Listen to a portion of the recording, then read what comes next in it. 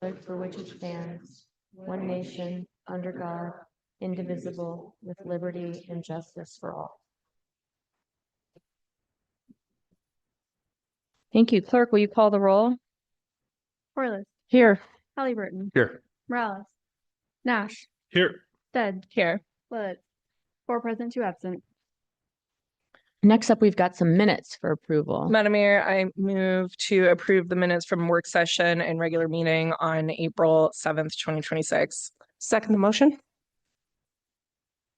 We have a motion, a second. Clerk? Corliss, Yes. Halliburton, Yes. Nash, Yes. Stead. Yes. All in favor, motion carries.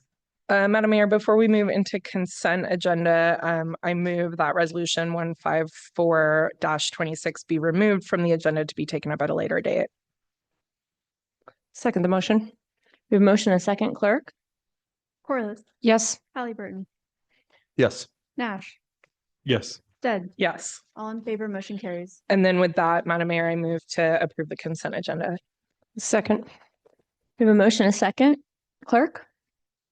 Corliss, Yes. Halliburton, Yes. Nash, Yes. Stead. Yes. All in favor, motion carries.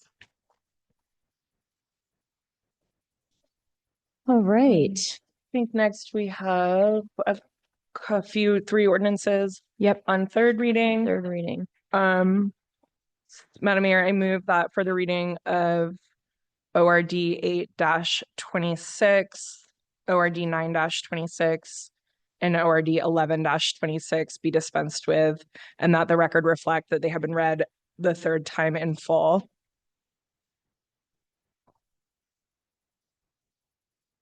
A second. A motion and a second. Clerk? Corliss, Yes. Halliburton, Yes. Nash, Yes. Stead. Yes. All in favor, motion carries. ORD 8-26, an ordinance CAR 25-00009 for property located 8430 West Castle Street, amending zoning classifications of the city of Boise City to change the classification of real property, particularly described in section 1 of this ordinance and adjacent rights of way from R-1A residential large lot to R-2 residential compact, setting forth a reasoned statement in support of such zone change and providing an effective date. ORD 9-26, an ordinance CAR 25-00014 for property located at 6300, 6352, and 6450 North Rose Street, Boise, Idaho 83714, amending zoning classifications of the city of Boise City to change the classification of real property, particularly described in section 1 of this ordinance and adjacent rights of way, from R-1A residential large lot to R-2 residential compact, setting forth a reasoned statement in support of such zone change and providing an effective date. ORD 11-26, an ordinance DOA 25-00013, amending Title 11 Boise City Code Development Code, removing electric vehicle parking requirements and modifying bike parking requirements in Title 11, Chapter 4, Section 8, updating requirements for accessory dwelling units and tiny homes on wheels in Title 11, Chapter 3, Section 3, modifying incentives in Title 11, Chapter 4, Section 3, modifying the definition of dwelling in Title 11, Chapter 6, Section 3 to allow a second kitchen, modifying the airport influence area and wildland urban interface overlays in Title 11, Chapter 7, Section 2, modifying the application of streetscape standards in Title 11, Chapter 2, making amendments to correct errors, align language, clarify procedures, and ease administration of the code throughout Title 11, approving a summary of the ordinance, adopting a reasoned statement, and providing an effective date. Madam Mayor, I move that ordinances ORD 8-26, ORD 9-26, and ORD 11-26 be approved. I second the motion. We have a motion, a second. Any discussion? Corliss, Yes. Halliburton, Yes. Nash, Yes. Stead. Yes. All in favor, motion carries. All right, thank you. We're going to move into subdivisions. For the most part, what I do with these is staff does a brief presentation. I check in with the applicant to see if you're in agreement with the terms and conditions of the staff report. Doesn't look like anybody's signed up in advance. I'll confirm that. And then typically, if you're in agreement, then we'll have council move ahead with action. And with that, we'll start with the first one. Welcome, David. Thank you, Madam Mayor, members of the council. The applicant is requesting approval of a preliminary and final plat for a residential subdivision comprised of 4 buildable lots on 0.35 acres located at 2233 South Division Avenue in an R1C zone. The subject property is located approximately 386 feet south of Iowa Street and approximately 113 feet north of the entrance to Ivy Wild Park. The site is located within an established residential neighborhood and surrounded by single-family detached homes. The nearest bus stop or the nearest bus route is along Broadway, which is about 4 blocks to the west of the property. The slide shows the site plan and the lot layout of the plat. In summary, the applicant is requesting approval of a preliminary and final plat for the division subdivision, which comprised of 4 townhomes as seen here. The townhouses will require their own zoning certificate approval, which will be administrator reviewed after the subdivision. And as proposed, all lots meet the dimensional standards of the R1C zone, and the subdivision will include cross-access and maintenance agreement for the shared driveways. In addition, a condition of approval will require the installation of a 5-foot detached sidewalk, 8-foot landscape buffer with street trees. In conclusion, the Planning and Zoning Commission recommended approval. Thank you. Thank you. Any questions for David? All right. Penelope, good to see you. Are you in agreement with terms and conditions of the staff report? Great. I'll have the record reflect that you are. And with that, I'll confirm nobody's here for this one.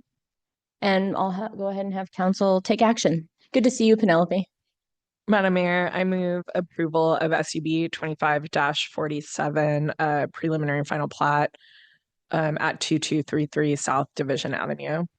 I second the motion. We have a motion and a second discussion.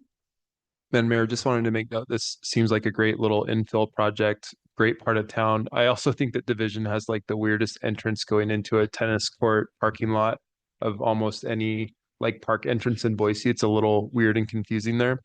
But again, so great to get some additional units right next to a park, right next to a great place to live. And I appreciate you working with us on the sidewalk as well. So thank you. All right, clerk. Corliss, Yes. Halliburton, Yes. Nash, Yes. Stead, Yes. all in favor, motion carries. And now, welcome, Doug. We've got the Tailwing subdivision. This Ben Semple. I think I saw Ben. Great. Anybody here for this one? Beyond Ben? Wonderful. We'll do the same thing. Good evening, Madam Mayor and City Council. Before you tonight is a preliminary and final plat for the Tailwing subdivision in an R1C zone. The subdivision complies with all dimensional requirements of the R1C zone. A sidewalk waiver to install attached sidewalk was approved for the frontage along Burke Avenue. As summarized in the project report, a recommended condition of approval requires an updated tree mitigation plan to compensate for an additional tree to be removed for detached sidewalk along Woody Drive. In conclusion, the Planning and Zoning Commission recommended approval, and I'd be happy to stand for any questions. Any questions?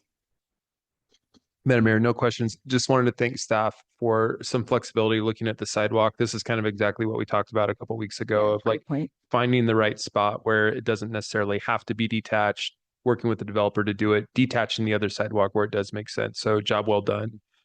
Finding that flexibility where it's needed. All right. I'll just make sure, Ben Semple, are you in agreement with terms and conditions of the staff report? Great. I'll have the record reflect that, confirm that nobody's here for this one. And with that, I'll put this before council. Madam Mayor, I move approval of SUB 25-77 preliminary and final plat at 3708 West Burke Avenue. Second the motion. Motion is second discussion. Madam Mayor, Yes. I just want to, to me, this is an exciting small project, but some of the lots are pretty small. 3,800 square feet is smaller than we often see. So I'm excited to see the project move forward with some smaller housing options in that neighborhood. Thanks for bringing it forward. All right, clerk. Corliss, Yes. Halliburton, Yes. Nash, Yes. Stead, Yes. all in favor, motion carries. Thank you. Next up, we have another project with Ben Semple and Matt. Welcome. Make sure, is anybody else here for this beyond the applicant team? All right. Thank you and good evening, Madam Mayor, members of council. The item before you is a preliminary and final plat for residential subdivision comprised of 4 buildable and 1 common lot on 0.57 acres in an R1C residential traditional zone. The common lot on the north of the buildable lots will provide vehicular access to these 4 lots along its south It includes a 5-foot wide landscape buffer with shrubs along the north and a 5-foot wide attached sidewalk along the south adjacent to those buildable lots. A variance is also included and approved by the Planning and Zoning Commission to allow the proposed common driveway to exceed the maximum allowance of 150 feet. Additionally, the planning director approved a sidewalk waiver request to allow a 5-foot attached sidewalk along its street frontage to match the adjacent development to its north and south. In conclusion, the Planning and Zoning Commission recommended approval, and I can stand for any questions. Questions for Matt? Nope. Okay. And are you in agreement? All right. The record will reflect that they're in agreement with the terms and conditions of the staff report. Nobody here for this one. And so I'll put this before council. Madam Mayor, I move approval of SUB 25-97 preliminary and final plat at 3815 North Jackie Lane. We have a motion and a second. Madam Mayor, Yes. I feel like I have to say something again. I was because about to give you the it has opportunity. the similar small lots. So excited to see this, and it is a long, skinny lot. So good job on fitting it all in. Clerk. Corliss, Yes. Halliburton. Yes. Knapp, Yes. Stead, Yes. all in favor, motion carries. All right. We've got Matt again for this next one. The applicant's JUB Engineers van. Wonderful. Welcome. And so you've seen how we're doing this. I'll just check in. Is anybody beyond the applicant team here for this one? All right. Go ahead, Matt. Thanks again, Madam Mayor, members of council.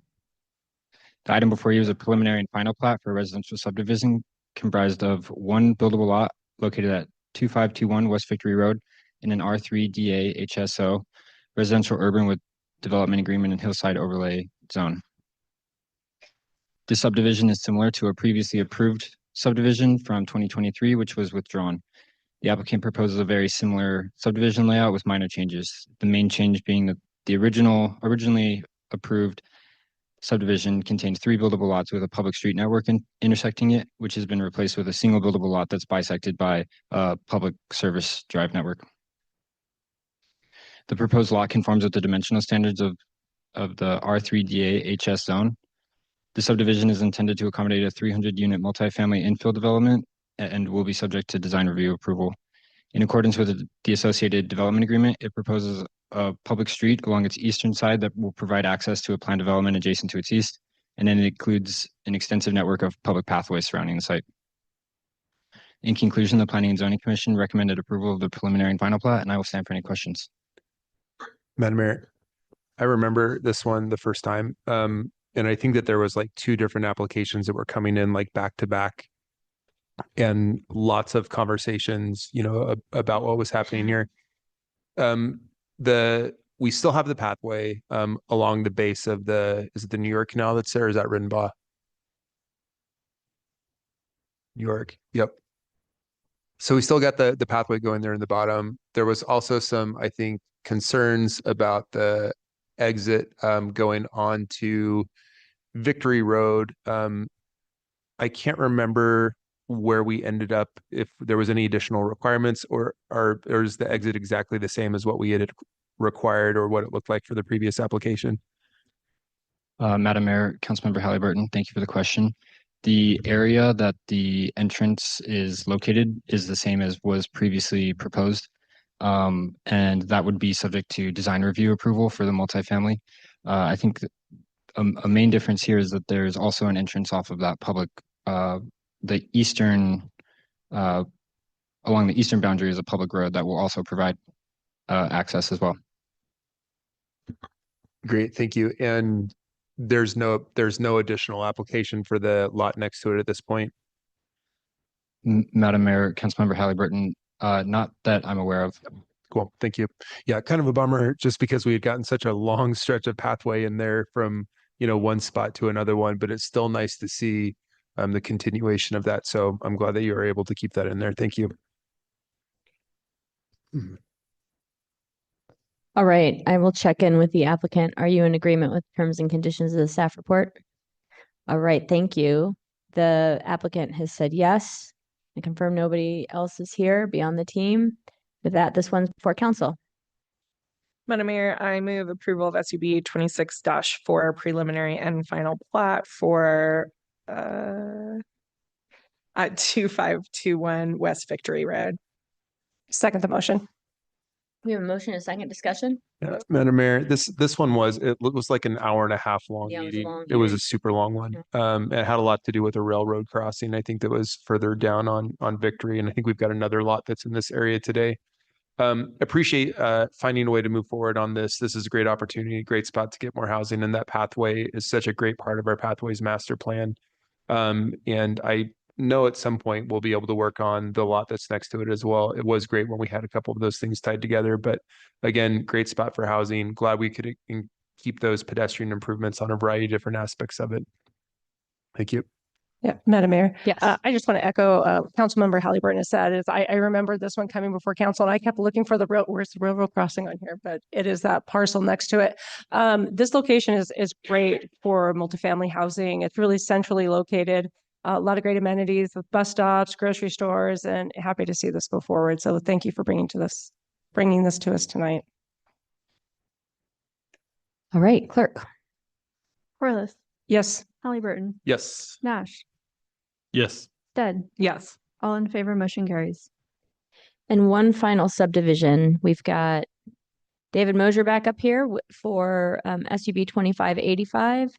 The applicant is Overland Storage, Jay Walker. Hello. Oh, both of you. Great. All right.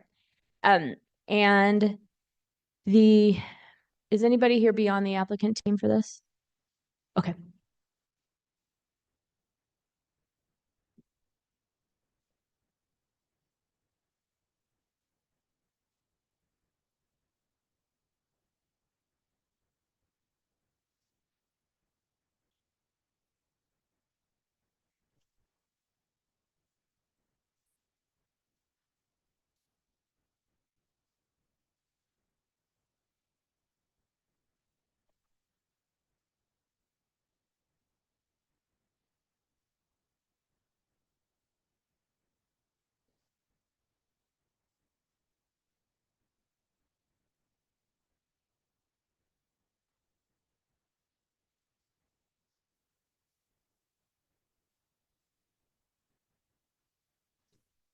Sorry about that.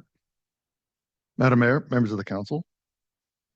The applicant is requesting approval of a preliminary plat for a commercial subdivision comprised of 4 buildable lots on 6.15 acres located at 12353 West Overland Road in MX2 FPO DA zones. That's a mixed use general floodplain protection overlay, and there's a development agreement.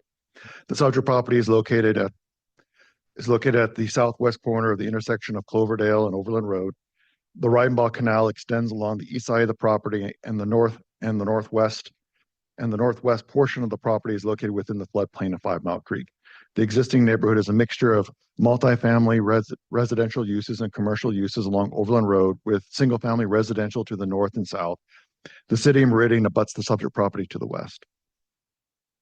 This slide shows the site plan and the preliminary plat for the 4-lot commercial subdivision comprised of commercial developments along Overland Road and residential uses to the south on the south parcel. The proposal, all the lots will meet the dimensional standards of the MX2 zone, and there is a recorded cross-access agreement over the adjacent parcel to the west, which provides access to Lot 1.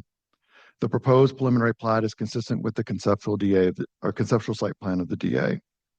The applicant is required to install a 10-foot detached sidewalk and 10-foot landscape buffer along both street frontages, and also a 10-foot wide pathway will be installed along Reidenbach Canal abutting the subject property.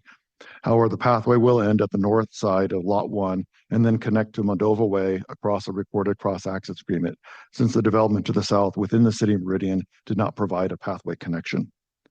The planning team did receive a letter of opposition from the public expressing concern for traffic and building height of the potential future residential development on Lot 1. In addition, traffic impacts on the adjacent neighborhood to the west is anticipated to be minimal, since Moldova Way provides secondary access to the self-storage facility and the proposed multifamily development on Lot 1.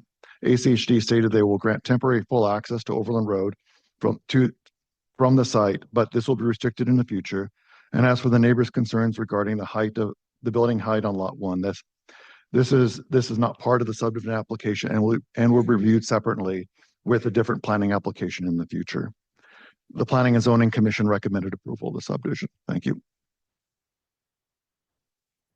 Any questions for staff? Yeah, Madam Mayor, you mentioned just something about the pathway and the cross-access agreement, and then something about the border of Meridian. And I think I maybe just missed the last part related to Meridian. Yes, Madam Mayor, members of the council, the pathway is this green area, this line here, extending along Wrightville Canal, which was the applicant is going to install and was required as part of the DA. It stops here, and then there's a recorded cross-access agreement that allows this to access to Moldova away here.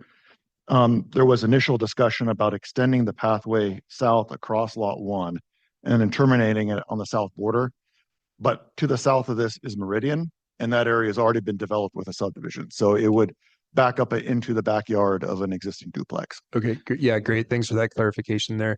At first I didn't quite get it, and it was sort of like a little bit of a trigger or a reminder that like maybe we should be talking about Meridian to make sure our pathways plan connects with each other. So yeah, thanks for that clarification. Madam Mayor, Yes. David, are self-storage units allowed by right in all of our MX zones? Madam Mayor, members of the council, not by right. This self-storage unit was approved back in 2018 with a conditional use. And then the approval of that conditional use was specified and written into the development agreement. So it never expired. Madam Mayor, David, thank you for bringing this to our attention. Quick question. So is the main access point for this off of Overland Road? Madam Mayor, members of the council, that is correct. The main access for the commercial developments and the self-storage would be the access point off Overland. There is a secondary access off the back that would feed Lot 1, which is the future residential, and it provides just a back door, I guess, to the self-storage. And so that cross-access easement does go into Movado and will be an access point as well? Madam Mayor, members of the council, that is correct, and it's already been recorded, and it was required as part of the DA at the time.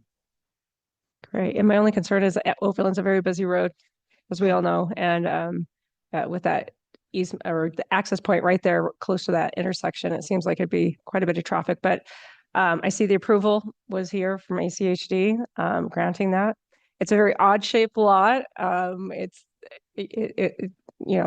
Creativity here on the self-storage lots, but I just want to note for the record, a little bit of concern having that access point around Overland Road. All right. Concern will be noted. Any other questions before I see if you're in agreement with terms and conditions of the staff report? I'm getting thumbs up, so the answer is yes. Nobody beyond the team is here for this. All right, I'll go ahead and put this in front of the council. Nice to meet you earlier in the elevator, and thank you for being here tonight. Madam Mayor, I move approval of SUB 25-85 at 12535 West Overland Road. I'll second. We have a motion, a second discussion. All right, clerk. Corliss, Yes. Halliburton, Yes. Nash, Yes. Stead, Yes. all in favor, motion carries. All right, thank you. Next up, David's still with us. We're moving into public hearings now. We've got CAR 25-24. So for this one, David's going to do the city report. We've got, is it David Blodgett? David, wonderful. As the applicant is here. We don't expect any public testimony. Nobody signed up. I just want to make sure that we have neither the neighborhood association nor residents wanting to speak on this. All right, well, I'll check in with staff. We'll likely follow similar suit. Go ahead. Thank you. Madam Mayor, members of the council. The applicant requests to annex 0.89 acres with a zoning designation of I1 AIO WUIO, which is light industrial with an airport influence area and wildland urban interface overlay. The site is currently zoned RUT in Ada County. The subject property is vacant and located on the west side of Federal Way across from the Micron campus. The Interstate 84 freeway is behind the site at about 150 feet to the west. There is a heavy equipment sales and industrial uses adjacent to the south with office buildings to the north. The applicant proposes to annex the subject property and construct a mechanical fabrication shop building on the adjacent property to the northwest. The subject property will contain a parking lot for the new development and provide an additional access point onto Federal Way. It has a land use designation of industrial and is within the airport influence B overlay zone. The future mechanical shop building and the sensitive land overlays will be reviewed with subsequent applications. The proposed zoning designation of I-1 is appropriate for the proposed use and location of the subject property. In addition, the policy of the comprehensive plan called for coordinating and sustainable growth patterns of the within the Boise planning area of impact, and to protect sections of this section of federal way for industrial development. The annexation of the subject property within I-1 zone will protect this established industrial area from encroachment by incompatible uses, and the annexation of the I-1 is consistent with the existing industrial uses in the area, which includes the Micron campus. In summary, the Planning and Zoning Commission recommended approval of the annexation. Thank you. Are there questions for staff? Madam Mayor, Mhm. David, can you go back to that last slide? When I look at this, am I looking at it that the light gray is already annexed in and the white areas are not annexed in? Madam Mayor, member, that is correct. This parcel is an enclave. It's completely surrounded by the city. Perfect, thank you. No further questions? All right, I'll hear from the applicant. You're welcome to come up. If you're in agreement with terms and conditions of the staff report, you can say that too. All right, great. I will have the record reflect that and want to confirm that nobody is here for this item. Any additional questions for staff? Wonderful. I'm going to go ahead and close the public hearing. And thanks for being here with this proposal. Appreciate it. Madam Mayor, I recommend approval of CR 25-24 at 9145 South Federal Way. Second the motion. We have a motion and a second. Discussion? Madam Mayor. Yes. This is the easiest annexation I think I've ever done on city council. But it makes a lot of sense. You know, here we've got a spot completely surrounded by city of Boise property. We've got a machining shop, an industrial area, you know, right across from Micron. And so like when we look at an annexation, this is again about as easy as it gets, and it makes a lot of sense. And so it fits into all the different things that we're trying to do within our comprehensive plan and our zoning code. So easy approval for this one today. Great, thank you. Further discussion? Clerk? Corliss, Yes. Halliburton, Yes. Nash. Yes. Stead, Yes. all in favor, motion carries. Alrighty, we'll move on to item number 2, CPA 25-5. David again. And this one we've got Tammy Crawford. No. Okay, great. I'm sorry. And what's your name? I can't remember. I'm so sorry. David, that's right. Okay. Sorry, I couldn't remember that. Welcome back. And we have, we don't expect, and we don't have anybody signed up, but is the neighborhood association here or the public here? All right. We'll go ahead and start with staff, and then I'll see if council has questions. Thank you. Madam Mayor, members of the council, the applicant requests a comprehensive plan amendment to change the land use designation from industrial to compact on approximately 4.8 acres and a rezone of approximately 3.1 acres from I-1 to R2. The subject property is located approximately a quarter mile south of Victory Road and is part of a small industrial enclave located at the south side of an established residential neighborhood. The residential neighborhood adjacent to the north and west is comprised of single-family homes, duplexes, and multifamily developments. Abutting the subject property to the south is a large self-storage facility. Adjacent to the east is the Union Pacific Railroad track, which is located on an elevated berm. As such, it creates a barrier separating the site from the larger commercial neighborhood to the east. The overall area of the subject property is approximately 4.8 acres. The subject property is zoned R2 on the west side and I-1 on the east side of the site, with a land use designation of industrial over the entire property. Changing the entire subject property to a compact land use designation and rezoning the approximate 3.1 acre parcel on the east side from I-1 to R2 is compatible with the comprehensive plan, since it will reduce impacts associated with the current and potential industrial uses of the adjacent residential neighborhood. In addition, rezoning the east half of the site to R2 is compatible with the adjacent single-family homes to the north across Wright Street, which is also zoned R2. The adjacent railroad track restricts how the subject property can be developed by limiting vehicle access to the site through the neighborhood to the north. Rezoning the area to a residential zone, R2, will promote a safe and efficient network that minimizes vehicle conflicts between industrial and residential traffic. In summary, the comprehensive plan amendment and the rezone would protect the adjacent residential neighborhood to the north and west from existing and potential industrial development of the subject property. The applicant intends to construct a multifamily development on site, and this slide shows the conceptual plan for the multifamily project. However, this will require its own design review application and approval, which is not a part of the application before you tonight. In addition, there is a limited driveway connection under the railroad track through a tunnel from the subject property to the east, but the tunnel is small and cannot support a large amount of traffic. I've included a photo of the tunnel up in the corner basically the location of where it is located with respect to the property. The planning team did receive letters of opposition from the public expressing concerns with the potential of increased traffic through the neighborhood and the lack of pedestrian and bike infrastructure throughout the neighborhood. To address these concerns, I would note that the comprehensive plan amendment and the rezone would facilitate residential infill on site, which is more compatible in terms of use and traffic than the adjacent residential neighborhood than the industrial uses that are anticipated to occur within this industrial zone.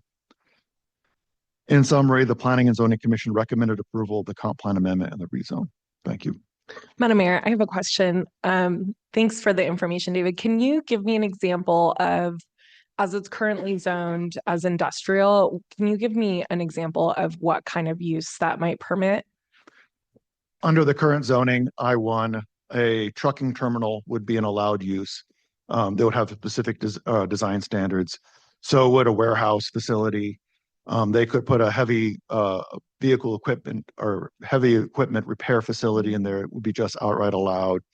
Allowed either conditionally or just by right, depending on what you're proposing. Light industrial could go into an I-1 zone. Thank you, David. I think that helps me visualize what could go in there now. And by the sound of those uses and what I know from other testimony that I've witnessed for those types of uses, that comes with diesel trucks running sometimes all hours, headlights in and out from those trucks at a high height than a normal car. Is that right? And then maybe truck traffic in and out. Madam Mayor, members of the council, that is correct. Like a trucking facility, a trucking terminal, or a warehouse would definitely increase the amount of semi-traffic through the neighborhood, and they couldn't use the tunnel through it. It's just too narrow. Because did I understand that correctly from your presentation? Sorry, Madam Mayor, last one. That there is the only access to this property right now for almost any use is through the neighborhood. Madam Mayor, members of the council, that is correct. It would be Lindsay would be the direct primary access back to Victory Road, which is about a quarter mile to the north. Great. Thank you. Further questions? Yep. Yeah, Madam Mayor. David, you may have said this already. So when somebody builds next to the railroad tracks, are there any additional requirements as far as like sound, fencing, berm, things that kind of prevent folks, kids, anybody, dogs, cats running from, the development onto the tracks? Madam Mayor, members of the council, that could be a concern, and I instructed the applicant as they move forward into the design review to reach out to Union Pacific and see what those requirements are. That being said, this railroad track is elevated 25 feet to 30 feet above the site. It's on a big berm at a higher elevation. So you'd have to climb a pretty steep hill to get to it. Yep. And then I know that this stretch, it is identified in our pathways master plan, but my understanding is that the pathway would actually go on the railroad easement, not actually on the property easement. So we wouldn't be requiring this property owner to do anything because it wouldn't actually be on their property. Am I understanding that correct? Madam Mayor, members of council, that is my understanding. Okay. And Madam Mayor, I've got so many questions about this tunnel that looks like it was designed by like my next door neighbor or something like that. Like it's just like a culvert. Not sure if that's a compliment. I don't know. It's not. I mean, it's just like a drainage culvert that goes underneath a railroad that doesn't really look to be. I don't know. I like, look at it and think I might have to duck. yeah. So what is this tunnel being used for now? Are we requiring them to like put any sort of pedestrian connection from one side to the other? What's going on with this tunnel? It's very bizarre to me. Madam Mayor, members of the council, the tunnel is currently being used by the current property or the current business that's using the property, which is a laydown. It's a drilling company using it for outdoor storage and laydown. And they drive the drilling trucks through that tunnel to get access to Federal Way instead of going through the neighborhood. But a drilling truck and small lightweight trucks is one thing. I don't know if a semi could fit through that. Great. And so, I mean, I imagine that there's not a lot of places to cross that railroad close by, maybe not even to Victory Road, but I know that we have. Is there any advantage to trying to create a pathway connection from one side to the other? It looks like it maybe empties out onto the highway. Madam Mayor, members of the council, I think the applicant was initially with their multifamily proposing to open that up as a ped bike connection through the tunnel to get, so you don't, to get a quicker access to Federal. Although I have heard from one business owner on the other side, because there are currently industrial uses over there, and they expressed some concerns about putting bike and ped traffic through that industrial area. But it could be opened up as a bike ped to provide a quicker access to Federal instead of going all the way up to Victory on Lindsay and then taking a right over the railroad track. Great, thank you. And I can ask the applicant a similar question as well. So appreciate it, David. All right, come on up. David Crawford with the applicant group. Mayor, excuse me, Mayor, members of the council, appreciate the staff doing such a great summary of the analysis for the comprehensive plan amendment and the rezone. Property is currently 2 parcels of land. One is zoned R2 and one is zoned IL. It's currently being used as a laydown yard, and we certainly feel that the R2 zoning would be more compatible with the neighborhood. We have been working with staff on the site. That was the initial concept plan, and we've had a subsequent one based on some ACHD comments and staff comments where we have proposed a pedestrian and bicycle connection to that tunnel. We have reached out to the railroad company to no avail, no response, but I've reached out at least twice and have not been able to get a contact there yet. Like David said, it is elevated substantially in that area. If you're familiar with that Victory Road crossing, you can definitely tell how tall it is, and it's probably a little worse here as far as that. But so there's not a lot we can do about putting up a barrier to sound, but we would be certainly open to doing some sound deadening requirements that's similar to airport zone development. Yeah, Madam Mayor, I'll follow up there. That sounds like the end of your presentation for now. Yes. Great. It would be interesting to know, like, if there's any. I would imagine there would be some sort of specific requirements about putting up a fence between like a property and a railroad. Have you heard of any sort of requirements between, as far as like a safety concern, separating housing, railroad when you're developing alongside of it? Mayor, members of the council, absolutely. And we plan on fencing the railroad right-of-way property here and perhaps just having a small man gate to be able to get through with bikes underneath or direct access to that tunnel. Yeah. And so it sounds like you would be fine with, at least protecting at the very least an easement that would allow future use. I don't know at this point if there's any real connection that's going on from one side to the other, but it seems like if there's an ability to cross a railroad, we should probably figure out a way to protect that. Land use may change on the other side. It looks pretty industrial right now, but maybe in the future that changes and there's a connection there. So it sounds like you'd be open to making sure that there was an easement that at some point, if it needed to, could connect through that tunnel. Mayor, members of the council, absolutely. Our property boundary is the railroad right-of-way boundary. So I don't know that an easement would be necessary. I don't know that we could grant one under the tunnel anyway, but we would certainly keep our access open. What I would suggest that we consider for this, given that this is a conceptual site plan, and if I understand the process, it still has to go in for design review.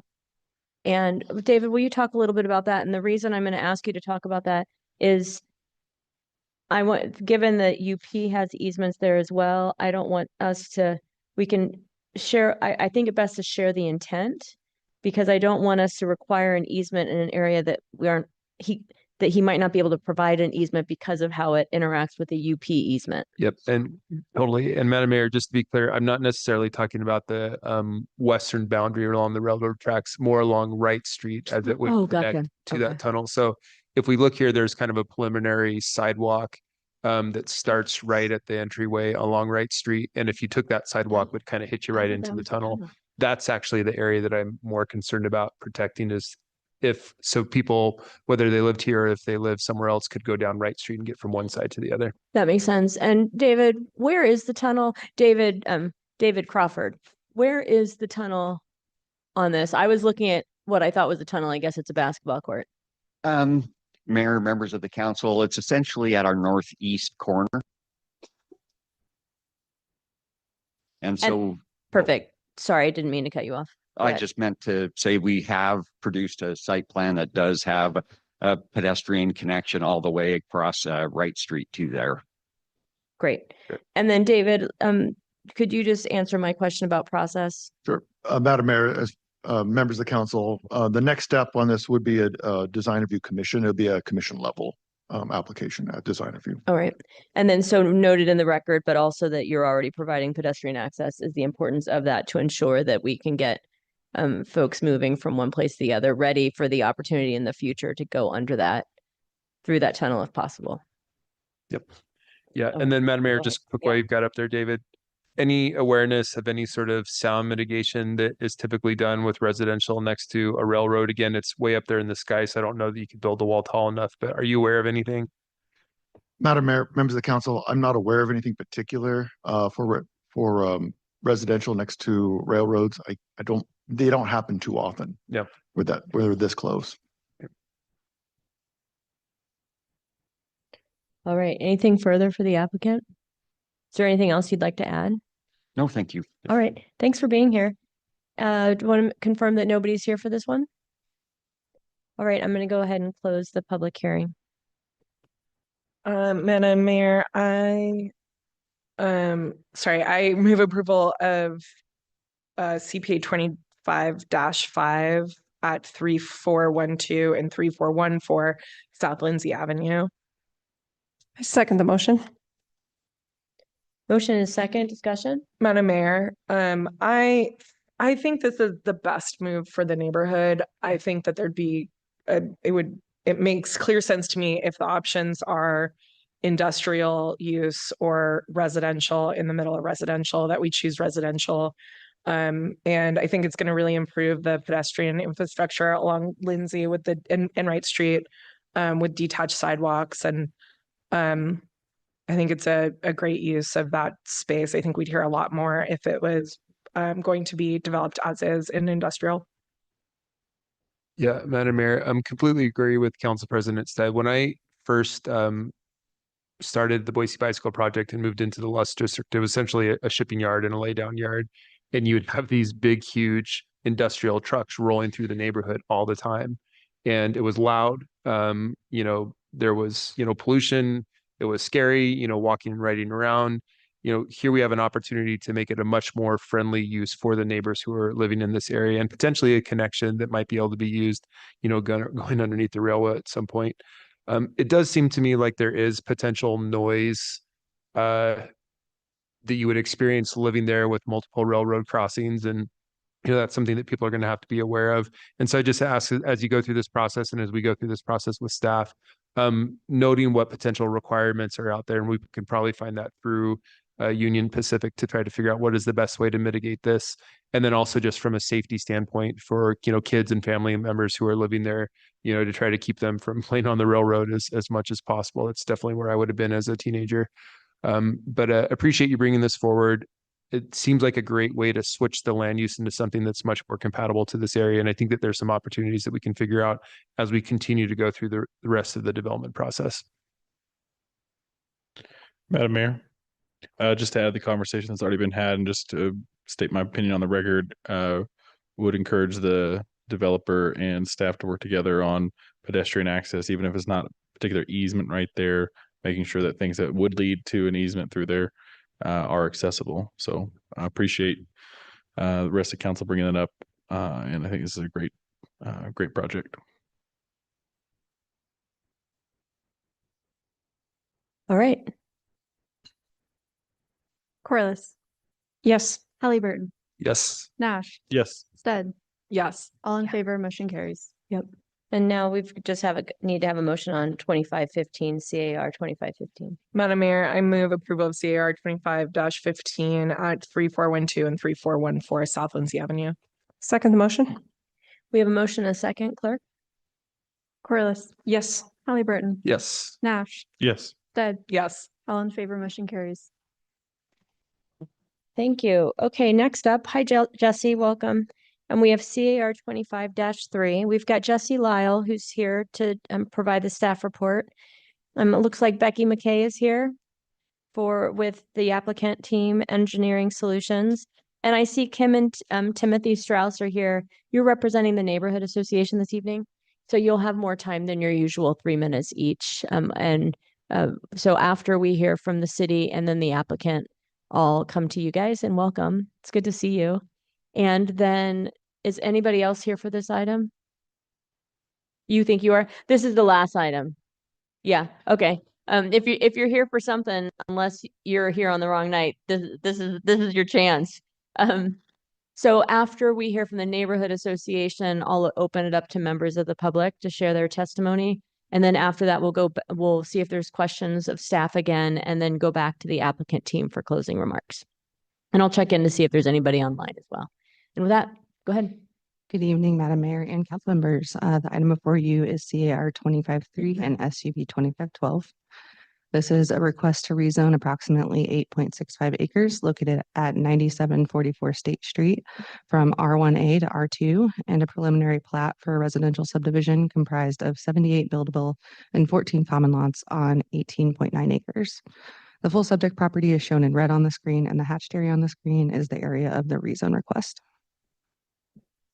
The subject property is designated compact on the future land use map, as are the surrounding parcels to the north, east, and west, with one area having a high density land use designation to the southeast. Their surrounding parcels are zoned R1C to the north, east, and west, with R2, R3, and MX3 zoning near State Street. The applicant is proposing to rezone the property to R2 for consistent zoning throughout the subdivision. The requested R2 zoning is compatible with the comprehensive plan and appropriate for the location, as the property is along an arterial roadway near commercial uses. There's also a planned multi-use pathway along State Street, and there's been significant planning and investment along State Street with a long-range vision to provide TOD hubs and extend the existing best-in-class transit route. As proposed, all lots will meet the dimensional standards of the R2 zone. The applicant is proposing multifamily uses near State Street and townhomes and detached single-family homes to the north. The applicant included preliminary site plans and renderings for the proposal, which will be further refined during design review. The applicant is proposing no direct access to State Street, rather access from Gardner Lane, Utah Road to the north, Layton Street, and Sloan Street. Sloan Street is currently a dead-end road from Duncan Lane east of the subject property. However, there is an approval for the West Lock Village subdivision to the east that would extend Sloan Street to the property line, providing that connection in the future. Part of the West Lock Village proposal includes realigning Ulmer Lane to the site to connect to Duncan Lane, which included a council added condition to signalize the Ulmer Lane and State Street intersection prior to building occupancy. Comments were received from ITD in support of this signalation for the current proposal, and the TIS included in ACHD's comments for the current proposal indicate that this intersection is anticipated to exceed both ACHD and ITD's operational thresholds and the PM peak hour if left unsignalized. However, ACHD's level of service planning threshold policy states that the proposal does not exceed threshold at a high enough volume to require mitigation at the intersection with the current application. ITD and ACHD have provided other traffic calming conditions and will require a right turn lane onto Gardner Lane from State Street, limiting Gardner Lane and State Street intersection to right in, right out, and left in only, and traffic calming via vertical deflection on Gardner Lane and Utah Road. Though the proposed subdivision will not significantly increase traffic along State Street as shown in the TIS, the proposal will add additional traffic to the existing neighborhood. The nearest signalized intersection is approximately 1/3 mile to the west at Horseshoe Bend Road and State Street. And with the limited options to turn east onto State Street toward downtown from the proposed subdivision, the planning team is recommending that the applicant work with ACHD, ITD, and the adjacent development to implement a safe left turn onto State Street or otherwise mitigate traffic impacts from the eastbound vehicle trips onto State Street due to this development. The applicant is not in agreement with the proposed condition. On the screen is the updated landscaping plan provided by the applicant showing class 2 and 3 street trees within the right of way. As outlined in the project report, all of their subdivision requirements will be met as conditioned. If the council has specific questions on the internal subdivision layout or conditions, I'm happy to provide more details tonight.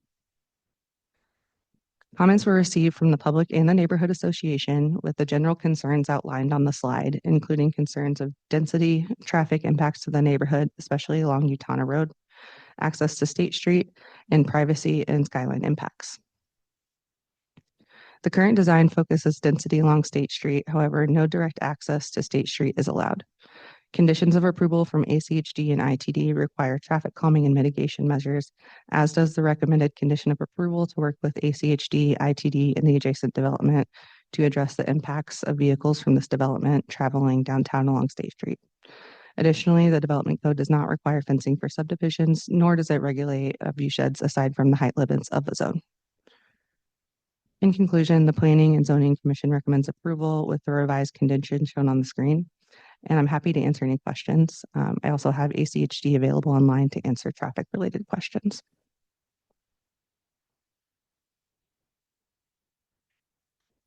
Yeah, Madam Mayor. So a couple questions here. So there's two sort of entries or exits, one going on to Utana, one going on to Gardner, and then a couple of other stub streets. The stub streets look relatively normal. The Utana and the Gardner one look different than most of the time. We don't usually see a lot that kind of has, you know, these weird sort of peninsulas sticking out on the side. Were those, I'm trying to figure out whose property are those exit points onto Gardner and onto Utana? Is that public right of way through ACHD? Is that actually the property line that goes in that kind of weird peninsula form? Trying to figure out why those look so funny to me. Madam Mayor and councilors, so I think this diagram shows a little bit better, but those lots are part of this entire proposal owned by the applicant. Yeah, and I guess, Madam Mayor, were those always part of the same lot? It looks to me like those are just regular housing lots that never have a house built on it, and now it's going to have a road going through it. Like they look identical to the lots north and south, but they're entries and exits. So we just don't usually see a lot of properties that have these kind of weird roads going right in through, you know, they're usually right next to a road. So just the stub streets on here don't quite make sense to me, or these little peninsulas. And I'm trying to figure out like how it came to be shaped this way rather than those actually just being housing. Like something doesn't look right. Madam Mayor and council members, so I think the applicant can probably provide a little bit more detail about how the purchasing of all this land happened. However, in infill properties, you do see some lots that are bought up or turned into right-of-way with a subdivision process in order to grant access to some of these infill areas.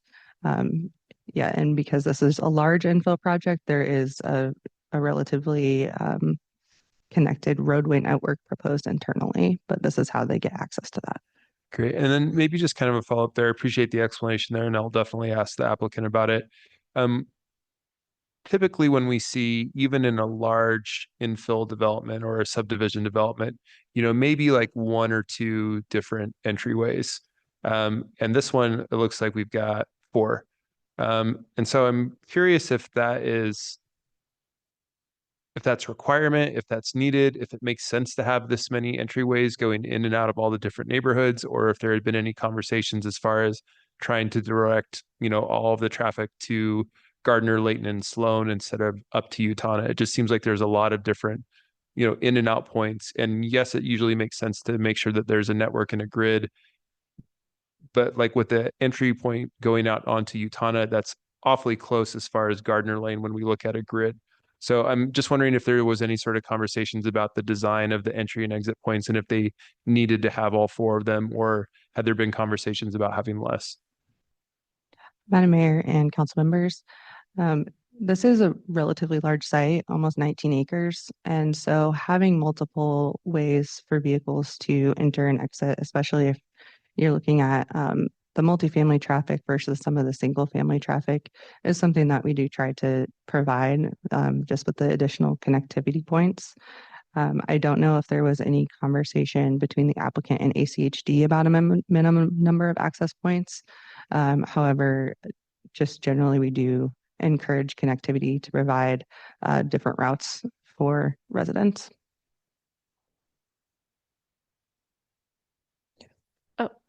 Madam Mayor, Jesse, can you go back and look at the condition that the team had put on this one? Can you kind of talk me through what should develop and implement a safe left turn onto State Street? Is that referring to a signalized light? Madam Mayor and council members, so there is plans for a signalized intersection with the realignment of Ulmer Lane and State Street.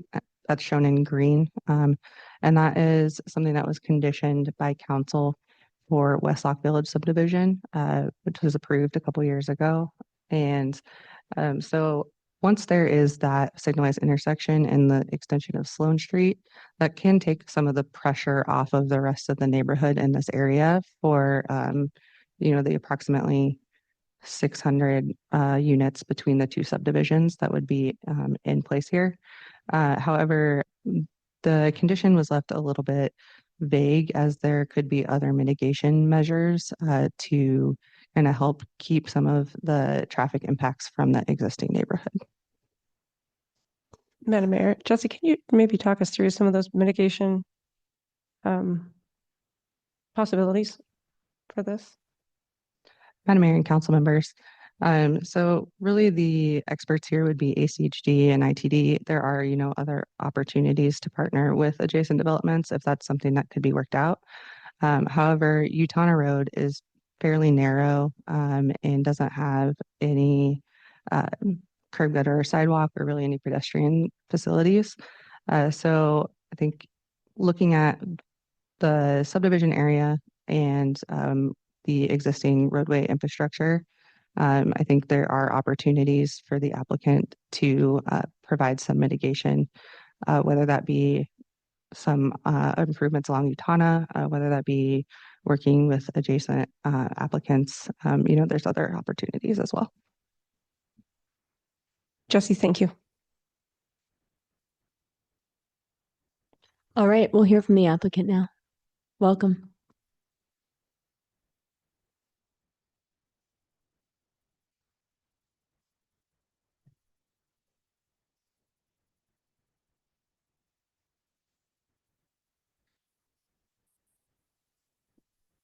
I feel very small at this podium. She got me keyed up. Oh, there it is. Okay. And there's a clicker there somewhere for you. Yeah, I got it. Madam Mayor, members of the City Council, I'm Becky McKay. I'm with Engineering Solutions. I'm a land use planner. My firm that I'm a partner in, we also do civil engineering. I've been doing this for 35 years.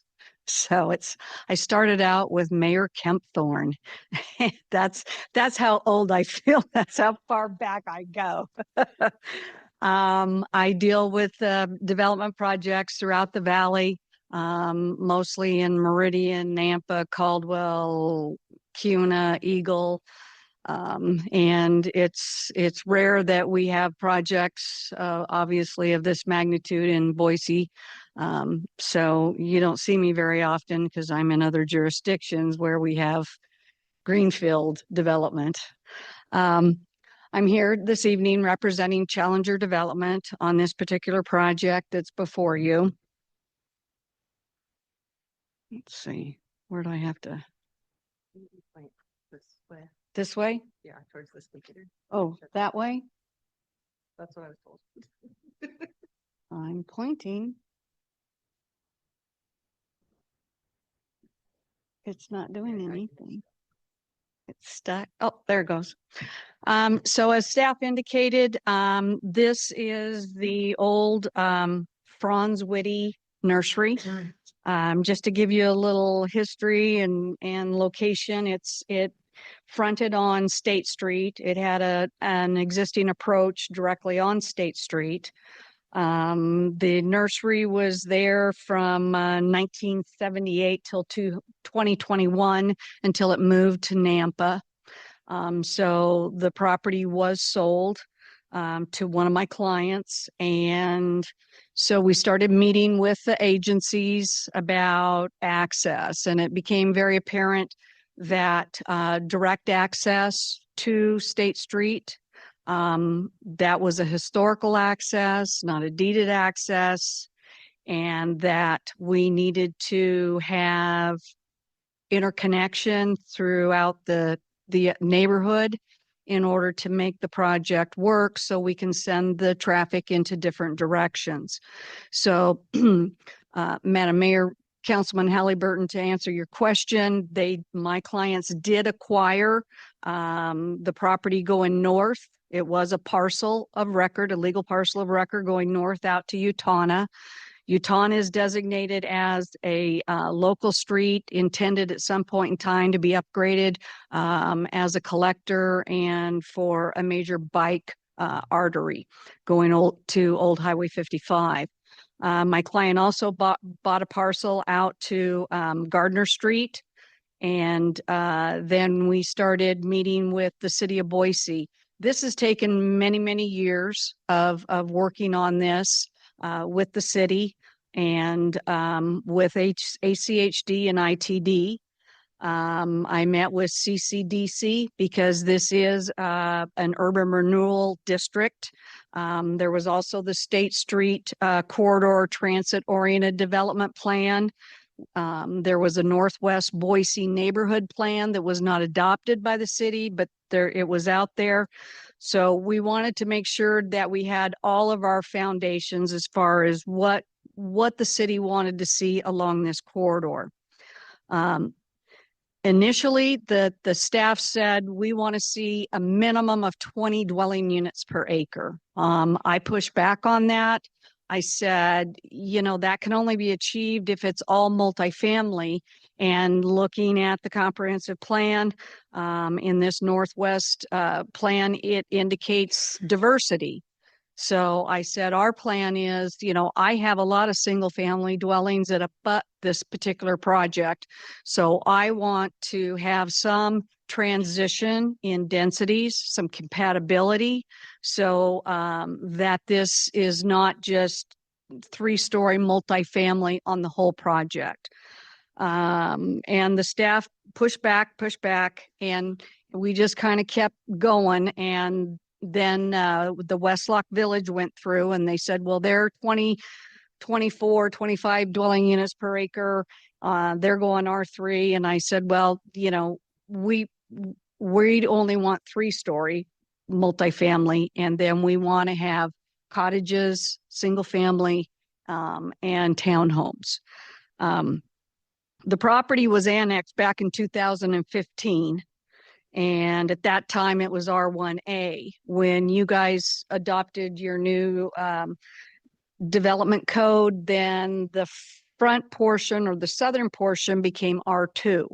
So what's before you this evening is a rezone to R2 of only the northern portion, which is 8.65 acres. The compact land use designation encourages detached single family, duplex, townhomes, condominiums, multifamily, talks about densities, 6 to 15 dwelling units per acre, and pedestrian oriented streetscapes. It talks about the project being incorporated into this transit-oriented development, that you have these hubs along State Street where you have commercial retail development that supports this higher density, that we enhance the bus service out here so that we have options, whether it be bicycles, bus service, mass transit, or vehicles, but that we encourage different types of transportation in this area, because eventually State Street will plug up with cars. Now, right now, obviously ACHD is undergoing a significant improvement project along that State Street corridor, and everybody has kind of been planning for long-term. We want to see State Street be something different instead of just, your strip commercial, your parking lots out to the street. Let's do something that creates a community. And so that's what we have really strived for with this particular project. Oh, wait, there it goes. So there you see the overview of the preliminary plat.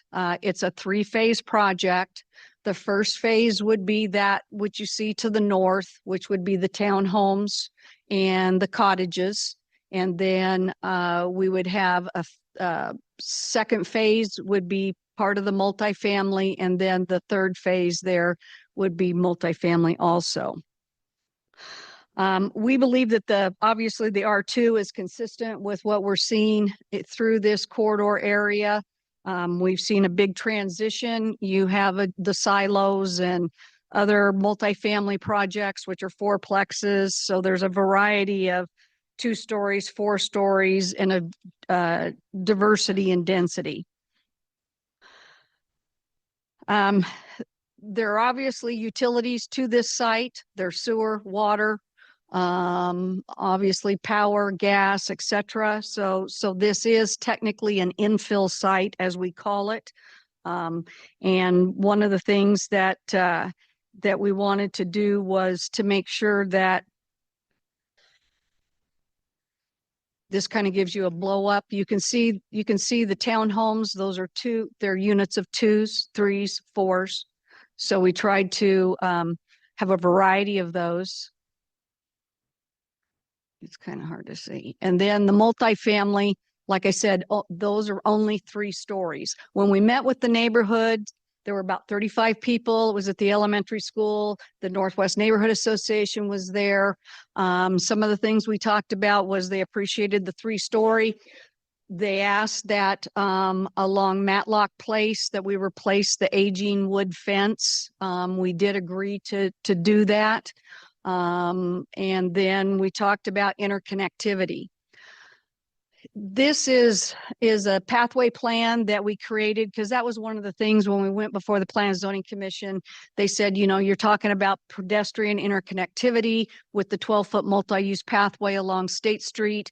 And, how are you connecting your project to it? And it was kind of difficult looking at the landscape plan for them to determine how much north-south interconnectivity that we have. And so as you can see, we connect pedestrian and vehicular to the north to Utana, and then to the west out to Gardner Street. And then there's an existing stub street there that we're connecting to on the east. ACHD, one of the things that they brought up was, oops, this thing's a little sensitive. I'm just doing it for you. Am I going back? Forward or back? I'm just doing it for you. Oh, you're doing it for me? Oops. So on the townhomes, I have 14 rear load and 38 front load. That gives you a variety of looks, and you don't have all those garages oriented on the streets. On the single family cottages, they're all alley load. We have the 2 multifamily lots, and then like I said, our gross density is 15.49 dwelling units per acre. Is she doing it for me? I mean, yes, but I need to know when you want to. You need what's that? Is this the right slide? Well, I was hoping to to go back to the landscape slide, the colored slide. There we go. So that gives you the overall picture, and you can see the multifamily. So the buildings are 24 units, 3-story,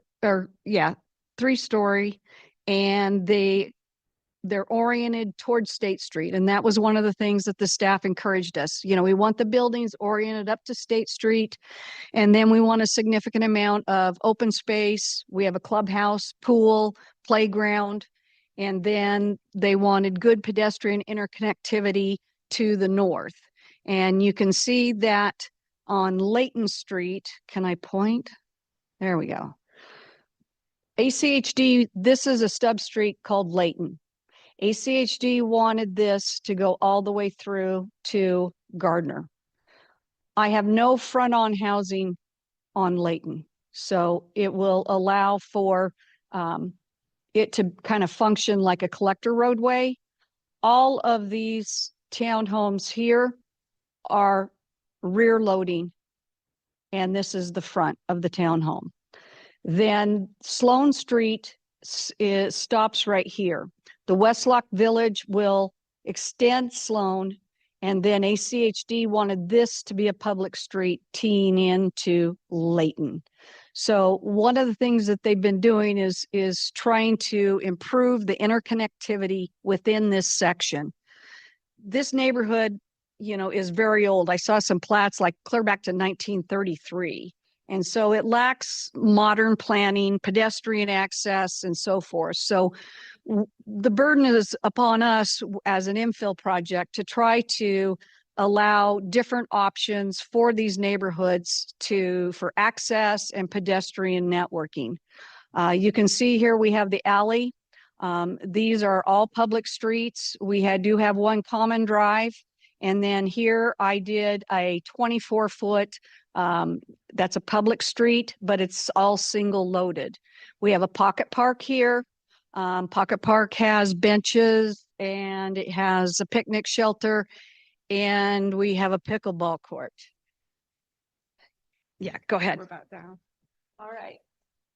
We're going to tag team here. Elizabeth Pekaritz with Givens Pursley, Land Use Council. I'm here to talk specifically about the condition of approval that we disagree with, and I'll try to move quickly. We have a slide with it on it. Staff originally asked for a condition of approval to be added saying that they could not have any occupancy until this intersection at State Street and Ulmer was signalized. I believe there's a letter in your packet. We did push back on that, and staff came back with this new condition. Unfortunately, the new condition does not fix the original underlying issues with the original condition. And in fact, we believe it does add a new issue. Given my lack of time, I will just sort of jump ahead. First, when you look at this condition, it is still not legally or practically workable. It's important to look at the data in the record. And here at this intersection, this development's only anticipated to provide 2% of the traffic.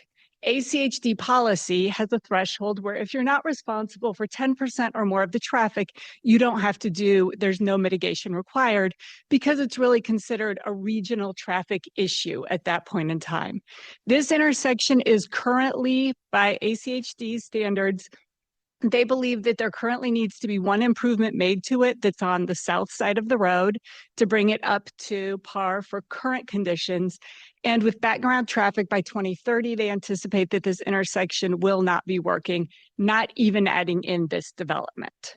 So, oh shoot. Madam Mayor, it's time. Yeah, I'll see if council would like to ask questions. Madam, I would like to understand the condition of approval situation, what you're objecting to, and if you're suggesting a replacement to mitigate traffic to the standard of this original condition. Okay. That whole time. Did you hear that? Yes, Councilmember, Mayor McLean, Councilmember Stead. Yes, we are not recommending any additional condition. We are asking that this be eliminated in its entirety. This condition has the same problems as the last condition, is that conditions of approval, they need to have some sort of nexus or proportionality. And this condition is requiring the applicant to address a failing intersection and regional traffic that the project only contributes minimally to. The condition requires the developer to shoulder costs that are really regional transportation deficiencies above and beyond its impact.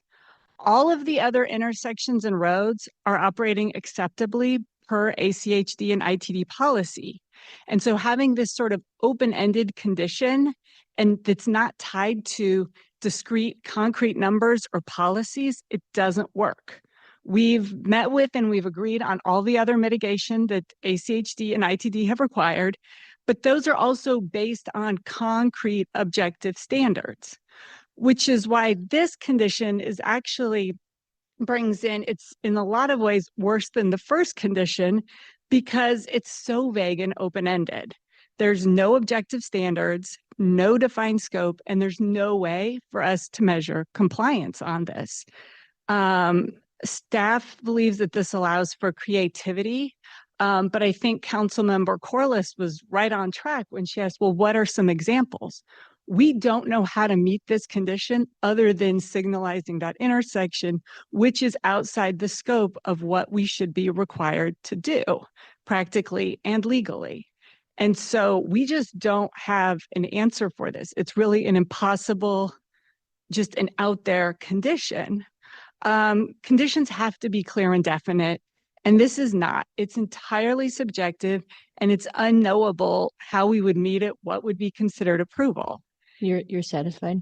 All right, the council president is saying she's satisfied. Thank you. I've got a question over here. Yeah, Madam Mayor. So question here. So as far as the signalized intersection at Ulmer, do you have any idea of when the timeline of when that may go in? Like, is there any way of predicting the installation date for that particular traffic light? Mayor McLean, Councilmember Halliburton, it is part of that adjacent developments conditions of approval. It's not part of one of the issues is it's not within the ACHD CIP. And so there's no capital improvements money being set aside for it now or even through whatever year goes through now, 2040. But it has been a condition of approval and that developer has entered into a cost share agreement where I believe ACHD is agreeing to fund 25% of that. But beyond that, we don't know. And so, Madam Mayor, follow up, I guess, to that. We've had a couple of other developments along State Street that we approved and then they didn't end up going through. Are you saying that you think that there's a chance that this one may not go through, like it could not go through, and then you would have no control over what the situation was, like because it's not on your property? And so how can you have any sort of influence on something that's beyond your control? Yeah. Mayor McLean, Councilmember Halliburton, you just got to my third point. Is that it is completely outside of our control when this gets developed. Like, of course, everyone would like to see the additional development on State Street, but this is outside of our control. We have no ability to make them develop, determine when they're going to develop. It is an offsite improvement. Great. Madam Mayor, I've got some additional questions, but they're not related to this particular owner question, these conditions. If other council members had ones about this condition, then certainly I'll take a break. Questions about the condition? All right, we'll move into other. No, stay here though. Yeah. I'm gonna work down the line. So from Councilmember Halliburton and through to Councilmember Nash, we'll just go that way. And so this may end up being for either of you. I appreciate the explanation for why the lot is shaped the way that it is. And that was sort of what I anticipated. Like somebody must have purchased these lots for a road to go through to connect to the development, which makes sense. Also, is potentially pretty weird for like a neighbor where like they know that at some point something may develop next to them and it may end up being, an apartment complex. It may end up being a duplex, whatever is in the zoning code. One of the things that they probably don't think it's going to be is a street that connects to a whole nother street. And so I'm trying to understand maybe you can outline the process of a little bit more of why these are the entry and exit points instead of using some of the existing entry and entry points and the other substreets that we had available. So based on our conversations with Ada County Highway District and interconnectivity that needed to be built within this area, it was recommended by them that we create some additional outlets. Now, those roadways are not up against, you don't understand, if you've been out to that neighborhood, Yeah. there's commercial development like adjacent to that road, and there's all kinds of commercial trucks and vans. So this area is kind of like a mix mash of commercial and old residential, single wide mobile homes, single family dwellings. I have landscaping on both sides of those roadways. So I'm not putting, I mean, I think you're envisioning a road right next to somebody's side yard. Yeah, Madam Mayor, so I'll And follow up I here. have landscaping. So I guess if I'm guessing, and we have ACHD online, I can ask them this question as well. ACHD is trying to create connection. And so Layton Street, potentially makes sense that we're trying to create sort of a grid system or that there's a planned road that's going to go through here. But as far as I can tell, I don't know that ACHD has any planned roadways where it's like, hey, at some point we're going to bulldoze this house and we're going to put in a roadway to create a better grid system here. So it doesn't really seem like there was an anticipated roadway, going at least through the north. Maybe Layton at some point was trying to get connected, or Sloan we had a stub street for. The stub streets make sense. What doesn't make sense is being able to take a house and all of a sudden turn it into a through street when neighbors who own the houses next to him had no idea that there was going to be a through street running through their house at the point. So I guess maybe this isn't a question, but like, did ACHD end up requiring you to have that many entry and exit points? Because I'm counting 1, 2, 3, 4, and then potentially, is there 2 more planned for the future? 6? Madam Mayor, Councilman Halliburton, from a transportation planning standpoint, you can never have too many connections, because what that does is that distributes your traffic in multiple directions. Well, yeah, I understand that. And trying to keep it off State My question for Street. you is that I'm just going to ask that, that we my stick question to for you was answering the that were you question. required to have this many entry and exits? Because you've got 1, 2, 3, 4 here. And then I don't know if those 2 that are kind of in the northeast are those planned future stub street connections or just pedestrian ones. Were you required to have this many entry and exits into this property? They encourage multiple, but they did not specify that I had to have a specific number. Great, No, sir. thank you.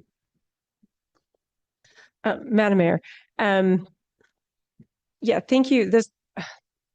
I like the development. The location is just odd. Just because of, as Councilmember Halliburton said, we don't have the roadways. I can appreciate that we don't want to keep the State Street connection. So when I'm looking at this, I guess my question is one, for that Sloan Street connection, it's not there today. Is that dependent upon that development? Madam Mayor, Councilman Corliss, Sloan Street is stubbed, but there is a gap that is on Westlock Village. There was a discussion when they had submitted, they had initially cul-de-saced it and put single family dwellings around it. And in my conversations with the developer's representative, a meeting took place between ACHD, the city of Boise, and ITD, and it was determined that they would not cul-de-sac Sloan, but they would connect it on through to our project. Thank you. And so that decision was outside of my hands. I mean, thank you. And that makes sense. And I understand why the connection's there, but the timing is precarious. Question is on Gardner Lane and Utana, where I believe most of the traffic's going to come from. Do either one of those roadways have pedestrian improvements for sidewalks? They're kind of substandard. There's been some subdivisions on the western side of Gardner that are more urban oriented. Does but it I have believe- sidewalk down the road? But Down- it's down intermittent. I Gardner? believe it is intermittent. Or- And so, what we're required to do on Gardner is we will build a turn lane. That's our mitigation off of State. And then we'll be installing a median that will only allow right in, right out, and left in, no left outs of Gardner. And then, Madam Oh, Mayor, and we'll be doing traffic calming on Gardner and Utana. can you talk about those traffic calming measures you're looking at? Yeah, so looking back at some of the letters that were sent in, that they've been asking for traffic calming since the Winco went in on the west side of Old Highway 55. So they've indicated that people drive too fast. So ACHD is cognizant of that. So part of my ACHD condition is that we will work with ACHD staff to do traffic calming, like chicanes or some type of measure that is acceptable to fire department and to ACHD on both Gardner and Utana. Great. Madam Mayor, follow up. Will you be installing any sidewalks along Gardner and Utana? We will we will be required to install sidewalks just where we have frontage. In my conversations with Mindy Wallace at ACHD, she said they've evaluated Utana. And Utana, the way it has built out, that it will take an Ada County Highway District project to go in and install bike lanes and pedestrian sidewalks, that no developer has the ability to do it. There are power poles that are in the way, that there are, it's the driveway orientations are not conducive. She said it will take an ACHD major project. Okay, thank you.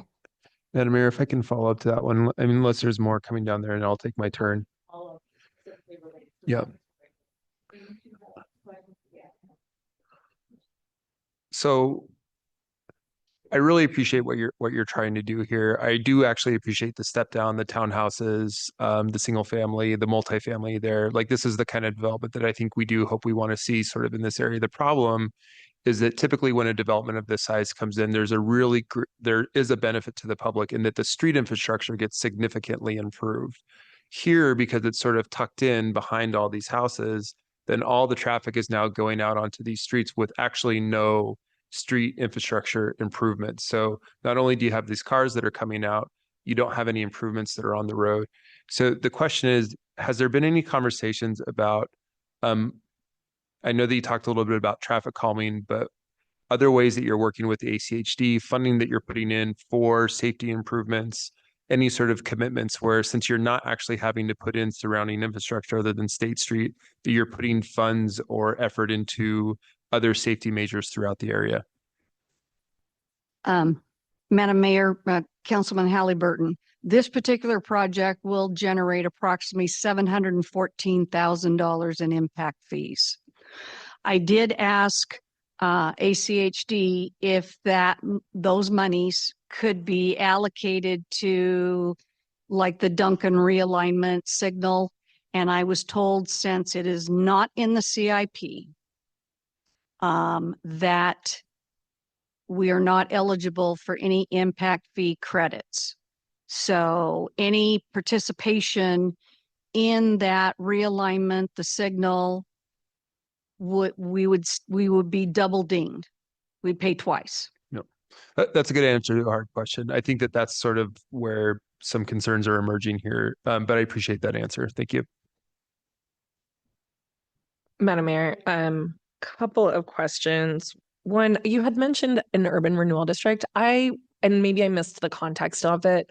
I thought the urban renewal district ended east of this property. Are you within the urban renewal district?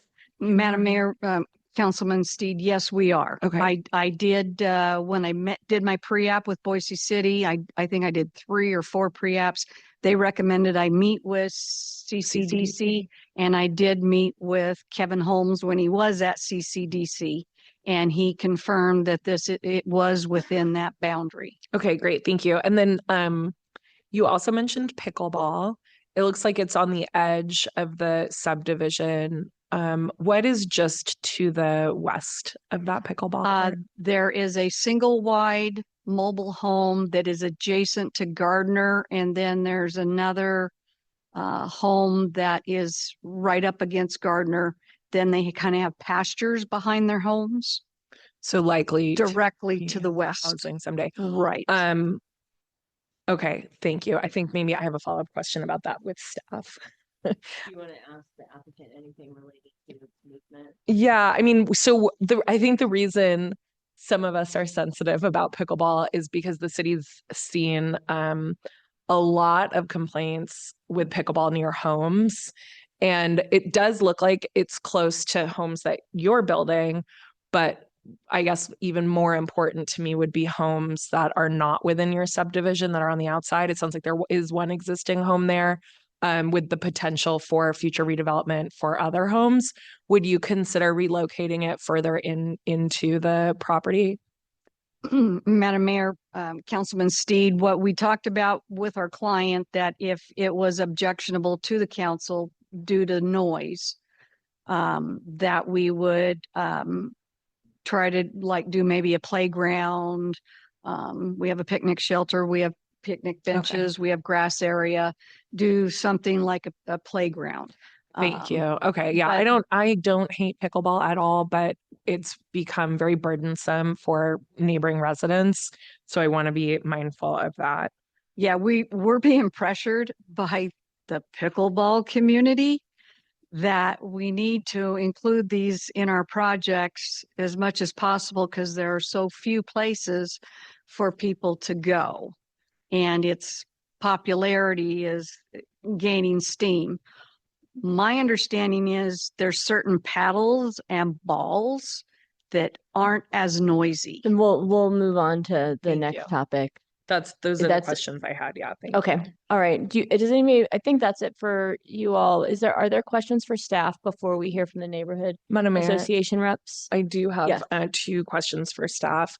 Jesse, so the condition that is in question here was not part of staff's initial recommendation. Is that correct? It Madam came Mayor, up through the council members. commission process. Is that right? Madam Mayor and council members, so the original condition was debated at planning and zoning, whether that was an appropriate condition for this development. And in response to the planning and zoning commission's concerns, as well as concerns expressed by the applicant, staff put forward the modified condition to allow more flexibility. And just to clarify then, if I can, that's the original condition did come from staff. Is that right? Or the original condition did come from the planning and zoning deliberation? Madam Mayor, council member said, the original condition came from staff. Thank you. And then to their point, one follow-up again, Madam Mayor, to their point, can you speak to the argument that it's offsite and therefore cannot be conditioned? Madam Mayor and council members, so, offsite improvements have been conditioned before for other large projects.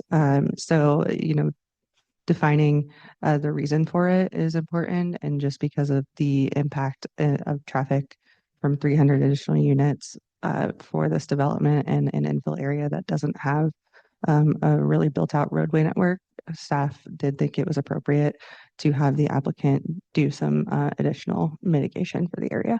Thank you. And then one last question, Madam Mayor. Actually, 2 last questions, sorry.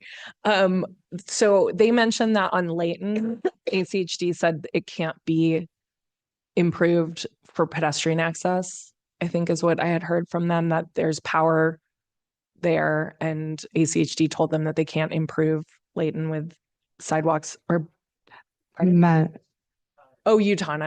Okay. Can you confirm that for me? Yes, Madam Mayor and council members. So Layton Street can be improved to clarify. And while there are some infrastructure concerns along Utana, the ACHD condition did talk about having more of like a robust project for that to improve pedestrian access specifically. And I think that we have an ACHD representative online if you want to ask them additional questions. Thank you. Okay, one last question for you, Jesse. Can you speak to the pickleball court? Would this be part of the design review process? Does staff feel comfortable with that location? Can you help me out with that? Madam Mayor and council members, so staff did include a recommendation that wasn't a condition of approval, but just a general recommendation to find a different use for that park area because of the concerns that have come up with pickleball. However, it was not included as a recommendation or a condition, excuse me, to find a different recreational opportunity there. That could be a condition that could be added. I think that answered your question.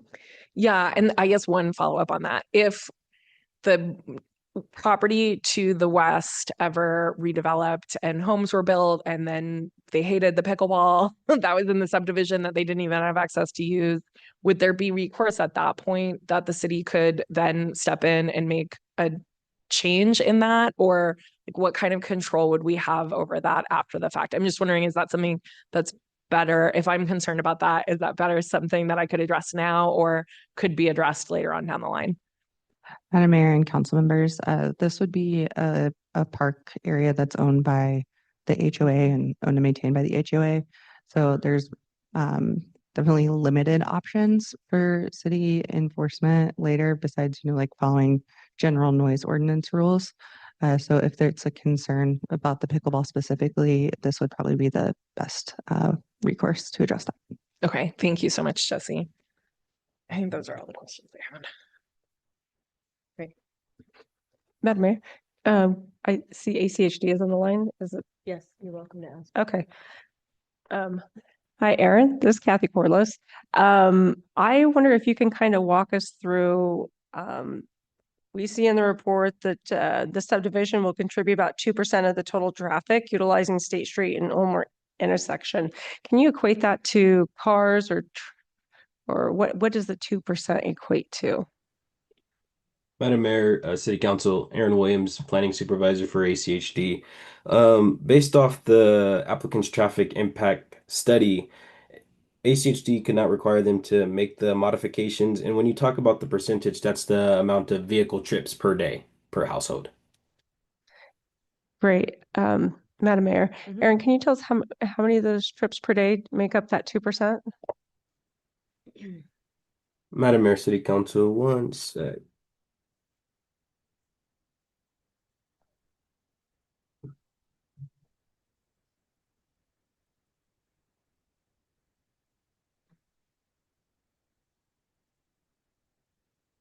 So they would change per street and per location identified within the ACHD staff report, but based off their traffic impact study, trying to see. For Matlock Avenue, existing ADT was 347, anticipated 451. For Gardner Lane, it is currently at 473, anticipated 1768. For Utana Road, it is currently at 800, anticipated with this development 1091. For Sloan Street, it's existing 95 and anticipated 581. For Layton Street, currently there's none. Anticipated with this development is 1,350, and for Winsforth Avenue, currently there's none. Anticipated with this development 409. Okay. And the threshold for ACHD is 2,000 ADT, average daily trips. Madam Mayor, follow up. Erin, are there any pedestrian improvements planned for Gardner Lane or Utana? Madam Mayor, City programmed? Council, we do have called out in our 5-year plan from 2026, 2030, Utana Horseshoe Bend Road to Dogden Avenue, to build sidewalks on both sides of the roadway per the Northwest Boise Neighborhood Plan. Could you repeat that other street? Oh, Gardner Lane. Gardner Lane. Currently, there's that right. none identified within our 5-year plan, But if the city would like us to look into that, then ACHD and City of Boise can coordinate on putting that within their 5-year plan priority list. Thank you. Yes. Madam Mayor, following up with that, Aaron, this is Councilmember Jimmy Halliburton. Good to see you. Yeah. So we had a question for the developer and they talked about, well, it's going to generate this amount of funds in impact fees. And although that there's a 5-year plan for Utana, it's not actually in the capital improvement plan, I don't believe at this point. So the impact fees from this property probably wouldn't go towards that project on Utana because it's not in the capital improvement plan. Am I understanding that correctly? Madam Mayor, City Council, that is correct. However, to my understanding, there is a call out to use funds to put them towards some sort of vertical element, whether that be speed cushions, chicanes, or speed humps. But we still need to coordinate that with the EMS services within the area to see what best fits, and then when our projects go through, what makes the most sense. Yep, sounds good. But it wouldn't necessarily translate out to filling any sort of sidewalk gaps that are along Gardner, Utana, or any other streets that are in that neighborhood.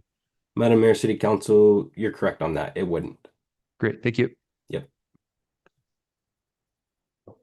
And then Madam Mayor, follow up for staff. Sure. Aaron, I think that's it for now. Thanks for being here. Yep.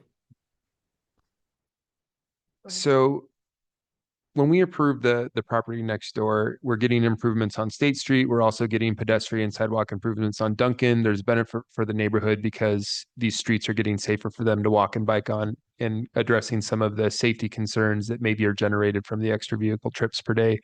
Here on this development, because it's sort of like in the middle of this envelope, and it's not actually touching any of those streets that's going to impact, all these additional trips get generated, but there's not actually safety improvements on the road outside of maybe some cushions and stuff like that. But like sidewalk gaps aren't being fixed, additional bike lanes, et cetera, et cetera.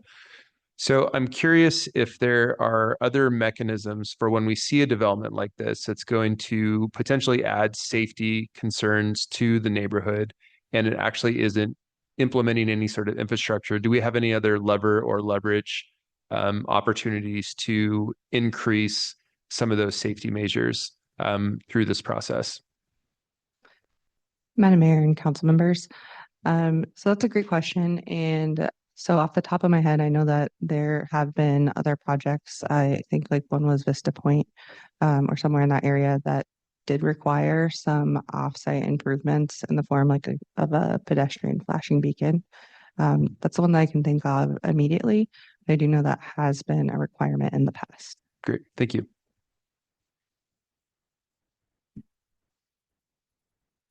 All right, now we'll hear from the Northwoods Neighborhood Association. Welcome.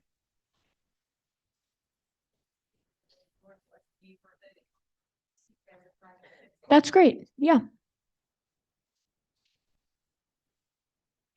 So Timothy Strauss, welcome. Okay, yes, my name is Timothy Strauss. I live at 10348 Utana Road. Madam Mayor and council members, I would strongly disagree with the applicant as far as if they're building buildings and housing that's going to impact traffic, why would they not be responsible for some of the infrastructure that's needed to handle that extra traffic? And I don't get, I've got those same lists that the gentleman from ACHD said here. Gardner Lane, right now they're saying is 473, going to increase to 1,700. That's not 2%. That's hundreds of percent.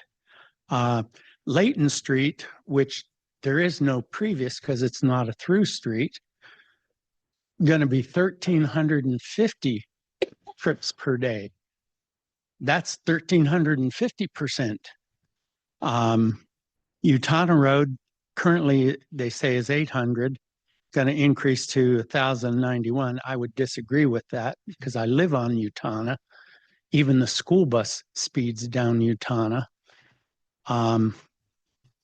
So I would disagree with them not being responsible for the infrastructure to handle traffic, especially on Utana.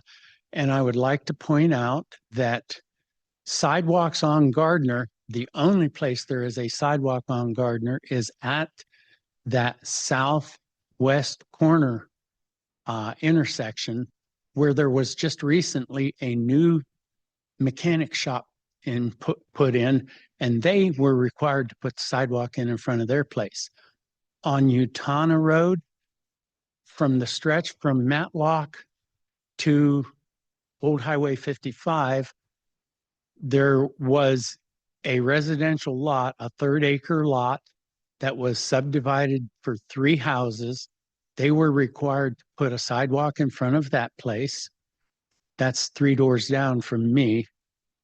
And then a lot across the street, which was just recently approved for subdivision into 3 lots.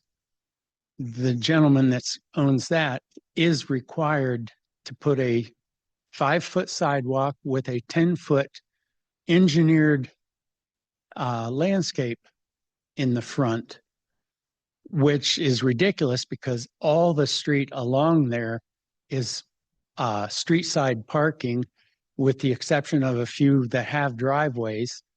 And if they would have to go through, ACHD would have to go through and make all these improvements, they'd be taking everybody's front yards.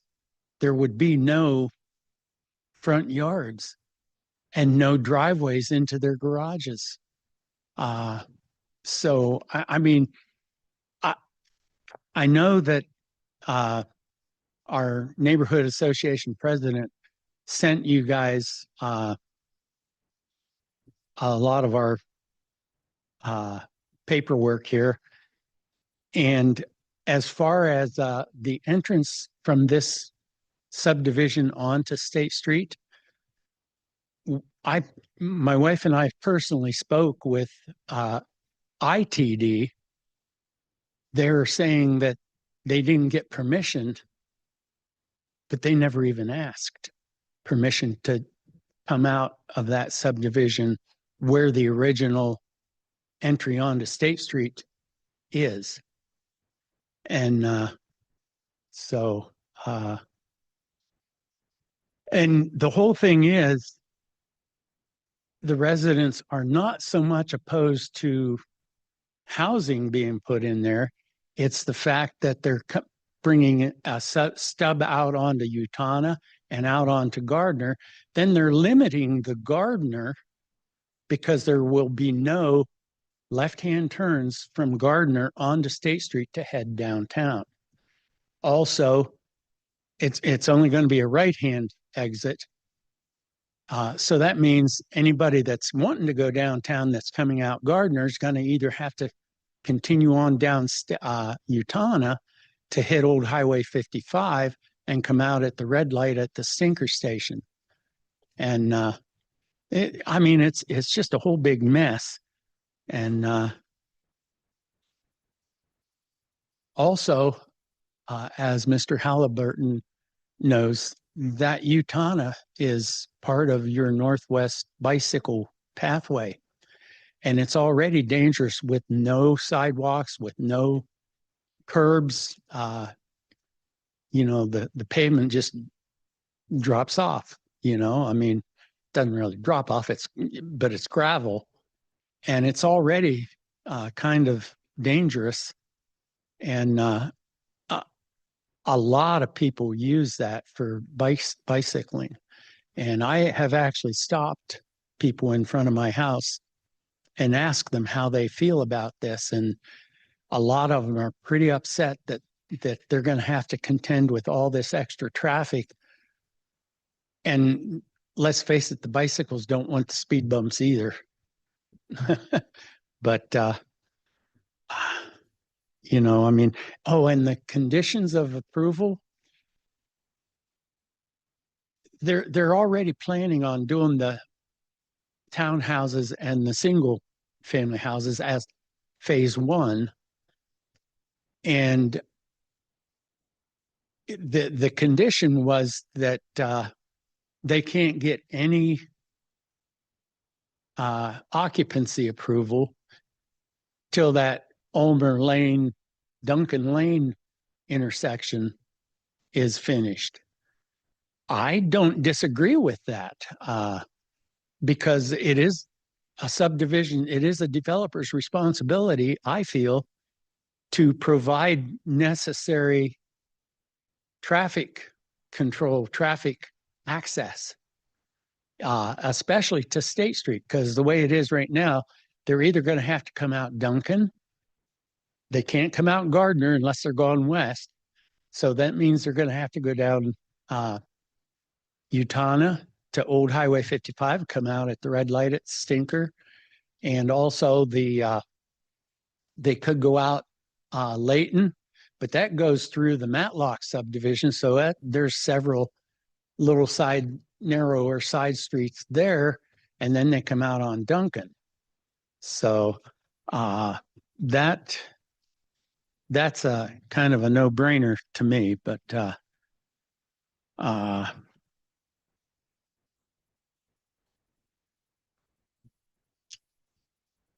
and also I am aware that ACHD does have the plans for sidewalks on Old Horseshoe Bend Road, on Old Highway 55 there, but it's only on Old Highway 55. And the only other place that has a sidewalk on Utana is right in front of the senior living thing there at the end of Utana, right straight across from the Winco. And they put the sidewalk drops, but never put a crosswalk in there for the older folks that live there to cross over to go get groceries at Winco.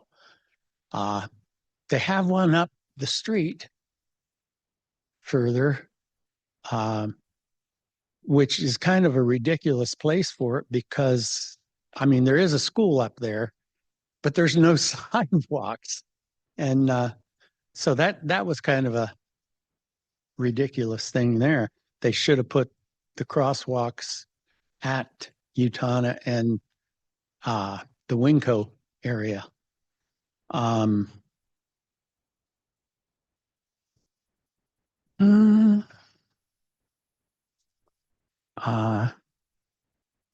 The conclusion that our president, Richard Llewellyn, said is because this application requires significant rezone, it must be evaluated not only whether development is appropriate in general, but on whether its impacts are appropriately placed within the existing infrastructure and network.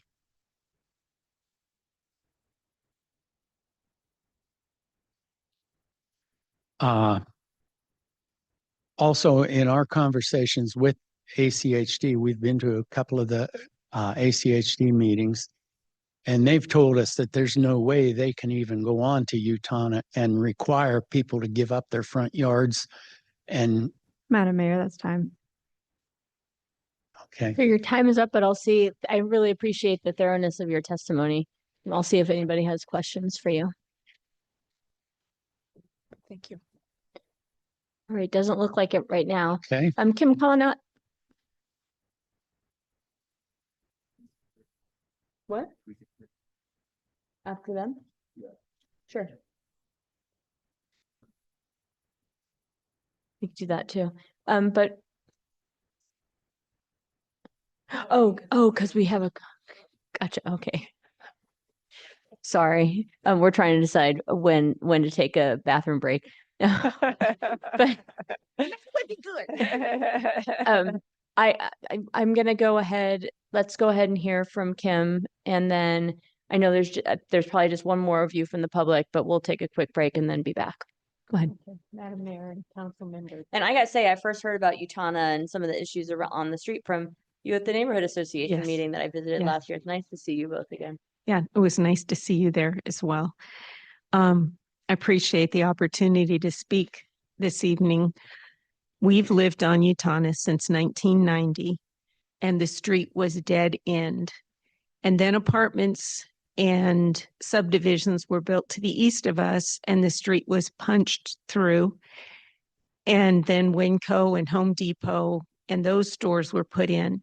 People come from the east up our street. It's the straightest direct path to avoid State Street, to get to all those businesses, to get to Horseshoe Bend and Highway 55 to the north, to avoid the stoplight at Horseshoe Bend Road when the traffic backs up, and at Highway 55 to the north. Traffic increase and speed are already an issue on a residential street. Our street used to be a quiet street. It's not anymore. Our street is, as Tim mentioned, part of the Northwest Bikeway. We have no sidewalks, no crosswalks to the businesses across Horseshoe Bend from us. Many people travel up and down our street to avoid the stoplights. And with the possibility of the Costco development being put at the top of the hill at Horseshoe Bend, Hill Road and Highway 55, that's going to increase that problem. People come in on Gardner off of State Street, come up Gardner and onto Utana to get to those destinations to the west and to the north. Numerous times I've requested speed control on our street. The speed limit was 25. They've lowered it to 20. If they didn't follow and obey the law at 25, they're not gonna at 20. People go up and down our street. Maybe 10% of the people drive the speed limit. Many drive, I'm sure, 50 or 55. If the city would put someone out there with a speedometer and check traffic, you would see what I'm talking about. It's not safe to walk sometimes on the streets. All traffic, according to this developer, all traffic that wants to go east out of that subdivision will have to come out Utana to get onto State Street to head east, because they can't get to go east any other way. They did not, I've got a letter from ITD showing that they did not request access to State Street directly from this subdivision. They only planned to invade our neighborhood. Other, like Eagle Lakes has 250 dwellings that enter and exit directly onto State Madam Street. Mayor, that's time. And Kim- two Kim- townhouses, Silo has 54, Alpine Kim, Landing. your time is up. So what I typically do is just ask for you to wrap up with a sentence. Okay. All right. We're asking that you please reconsider exiting the traffic from this development through our neighborhood, protecting our older residential neighborhood from this invasion. Would you want your street in front of your home to be a frontage street for State Street? Thank you. Thank you. I appreciate your time. Yeah, thank you. All right, we're going to take a 5-minute break and then we'll be back.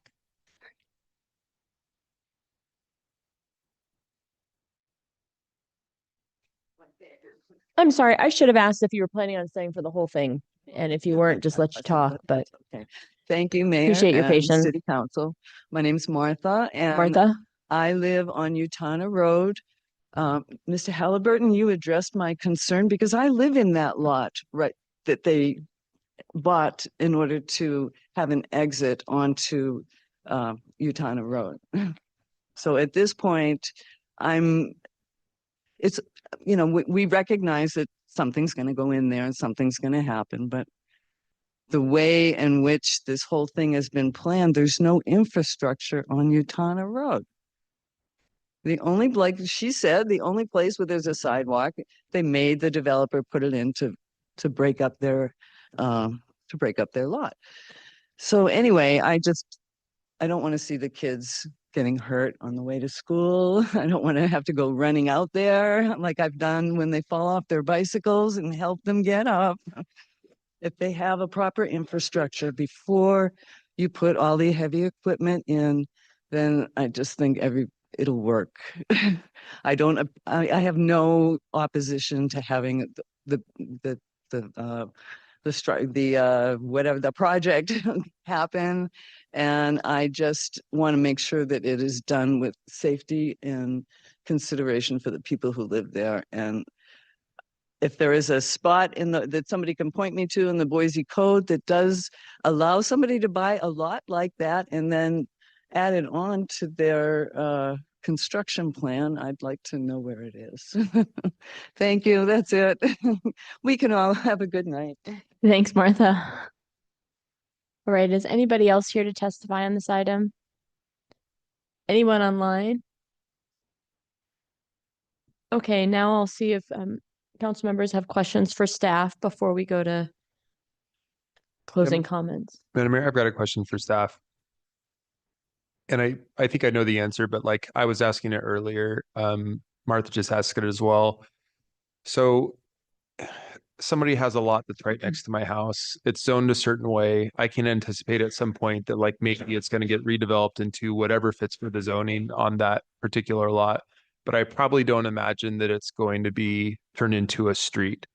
Is there a process? Is it a separate process where somebody can turn a lot into a street versus a house? Like, it seems strange to me that if there wasn't a planned street that somebody could purchase it and then turn it into a street in the future. I anticipate it's that they made it part of the larger lot. And then when they made it part of the larger lot, then part of that larger lot is a street. But can you explain that to me a little bit? Madam Mayor, council members.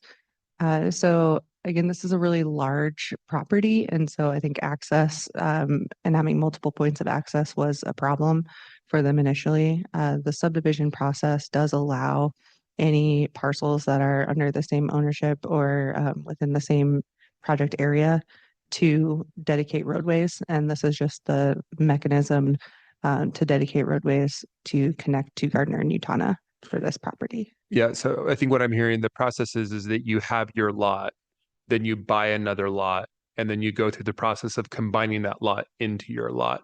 Is that what happened? So like they originally they purchased this Franz Woody lot, and then they purchased 2 more pieces of property, and at some point they combine these into the same lot, or is it still 3 separate lots? Madam Mayor and council members, so they did do some property line adjustments or consolidations. I'd have to look at what the exact process they went through already was. Currently, the entire project area is 4 separate lots, but those 2 lots that were more individual parcels have been combined into that project area. Great. Yeah. So that makes sense. I think that you consolidate them and then you can, when you're developing a large thing, then that potentially be your exit point once it's consolidated, but you probably couldn't do it just as a individual lot, just decide to go ahead and build a street there. So I think that's the process. Yeah, I think that's the only question I've got. Thank you. Other questions for staff? Nope. All right, come on up. Now, for those of you that are here, this is when we do one of these, then we hear, correct? It's been so long since we've heard one of these. Okay. We then have the applicant do a closing statement.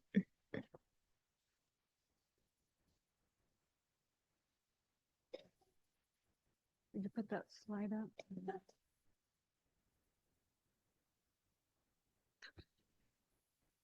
So the question has arisen. And I'm just going to ask that you be mindful of the time that you have. Yes. Because we're going to stick with the 5 minutes. Yes, ma'am. Becky McKay, Engineering Solutions. So if you look at this site plan here, this was a site plan that I had submitted to Sarah Aranjani at ITD. And as you can see, it was utilizing the historical access that is out to State Street. And Sarah reviewed that, came back to me and said, we will not allow any access.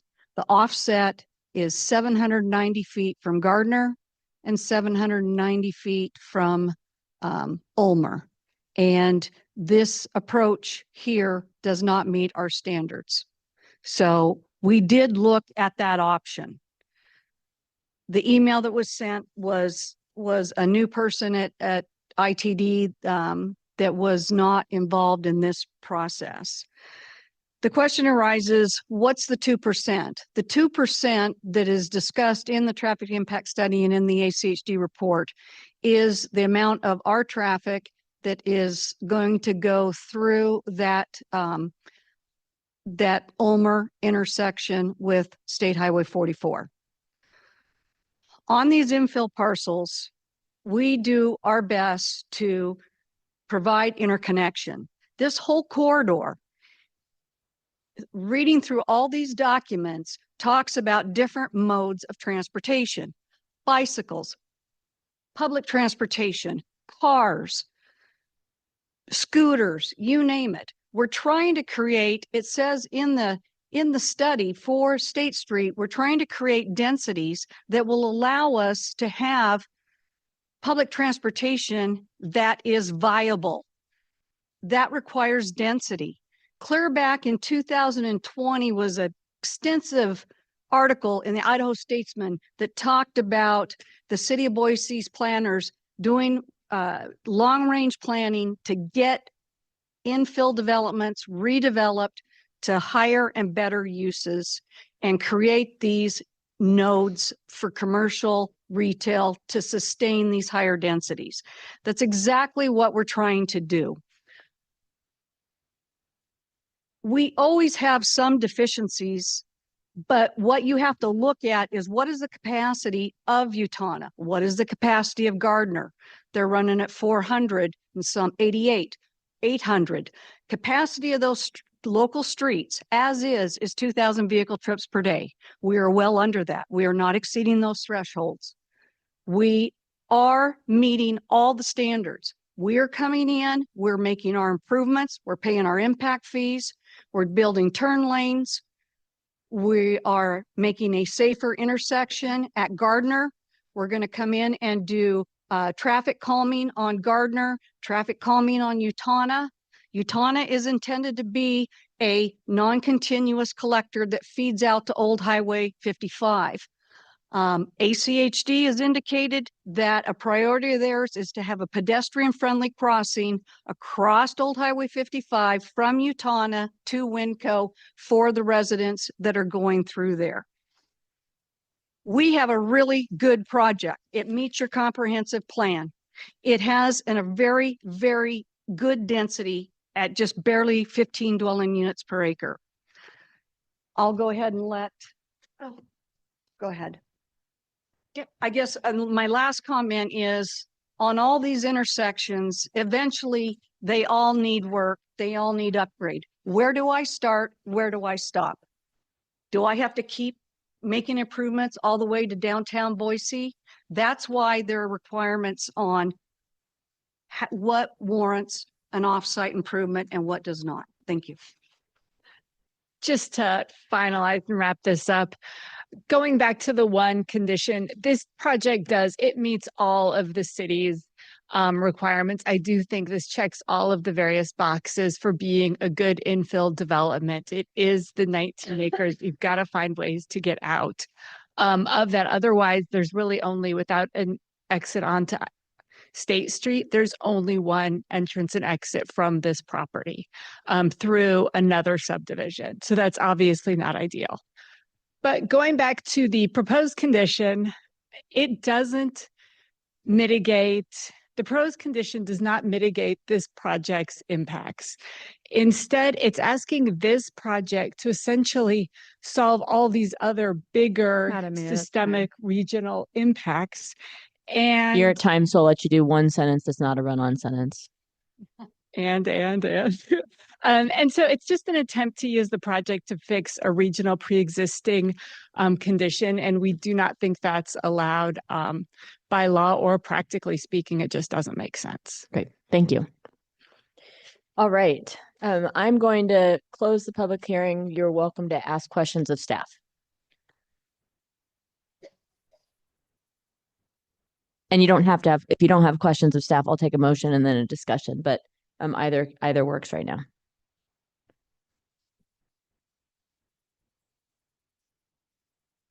Madam Mayor, I'll start with a motion here. I'm going to make a motion that we deny CAR 25-03, rezone of approximately 8.65 acres from R1A to R12 at 9744 State Street. Second the motion. Great. So I'm going to do some explaining here. We'll see how it goes. you are 100% right. Like these are the kind of developments that we anticipate and that we want to see along State Street. We do want that density. It is a where we're investing in our public transit system. And we want to see infill here, and we expect to see infill on a big lot like we see here. This is a really large lot. And I think since all the different things that I've approved or denied on council, I don't know if I've ever seen this large of a lot where there wasn't a large investment in public infrastructure surrounding that lot that created the public good that we require to go with a rezone. Sure that there's good that comes with housing, but the surrounding neighbors have a negative impact with no real positive benefits that are coming from this. So they're seeing all of a sudden more traffic coming into their neighborhoods with no additional infrastructure to address the safety mechanisms or the safety that would actually needed to be had there. I've never approved anything here before where there was this much traffic without anything supporting the surrounding neighbors to address the safety concerns to go there. And so I've got serious concerns about that. I don't think that this is an impossible rezone or impossible subdivision to get to, but I don't think that we're that close. I think that there's some major changes that we would have to do, including waiting for Olner to get a stoplight to go through. And I understand that that's beyond our control, but also it's a safety concern that isn't going to be addressed and isn't going to exist until that traffic light is there. And I don't want to put anybody in an unsafe situation in that neighborhood until that actually happens. So for those two reasons, there's just no way that I can feel comfortable approving the rezone. Very similar with Councilmember Halliburton. I think our residents have a level of expectation of what's going to be developed around them. And we're putting in buying lots and putting in roadways that never existed and never even planned to exist to fit into a project, a really nice project, by the way. I like the mix of housing here. The problem is, for me, it's the safety of getting the residents out of the subdivision and into any of the surrounding areas. While State Street may be a corridor, we want to encourage alternate modes of transportation. We want it to be safe for bikeways, for scooters, as we mentioned, but we can't get to State Street because there's no infrastructure, there's no safe pedestrian infrastructure to get us there. We don't have a signalized roadway. When I look at our comprehensive plan to prioritize capital improvements, it says to ensure adequate public infrastructure is in place to accommodate increased densities. And I don't see where we have adequate public infrastructure. So for that reason, I don't feel that it does meet our comprehensive plan, which is why I'm recommending denial. Madam Mayor, I'm torn on this one. I do think I'm going to support the motion, but I hope that there's so much that I like about this project that I hope that applicant will take this feedback into consideration and bring it back to us, either as a new application or an ask for reconsideration with these changes that you're hearing from us up here. To me, the biggest concerns that are swaying me towards denial are, I appreciate the staff's recommendation about the not using the pickleball space on the exterior of the project. I would like to see that either moved internal to the project or change the use of it. I do think that that will become an issue later on that we have less control over. And then I really appreciated your answer on the impact fees in response to Councilmember Halliburton's question. But it is also true that we usually see improvements to the infrastructure in addition to impact fees, especially from developments of this size. So I would like to see a little bit more of that. I would like to see a little bit more of that so whether that's accepting the condition that was proposed by staff to work with our sister agencies on a light, or it's to figure out works for the pedestrian bicycle infrastructure. We just have such limited tools on how we can fund these things. And This is a great opportunity to, I love the diverse housing options. I like the way it's all facing interior. I appreciate the streetscaping and the connectivity that you've built within the site. But would like to, as the points have been made, would like to be sure that people are also getting off of the site and onto State Street safely. And I'm not sure we're seeing that yet. And I can appreciate the pushback on the condition, but I would like to see if it's not that, then what? How are you going to satisfy this concern that we all have up here? So I hope that we do see it again with some of the feedback taken into consideration. Madam Mayor, I'm going to be a no on the motion. I probably for a lot of the same reasons that Councilmember Stead is a yes. I'm hopeful that this could come back. I don't see these problems as unsolvable. You know, when we consider developments of this size on the edge of town, common complaint is building facilities like this without sufficient infrastructure. This is a place where we have sufficient city infrastructure. We don't have all of the transportation infrastructure that we need, but we probably have 85% of it. And I just want to caution council. We know we made big investments out there for our fire station and other public services, and it's really rare to get this many units inside the city limits.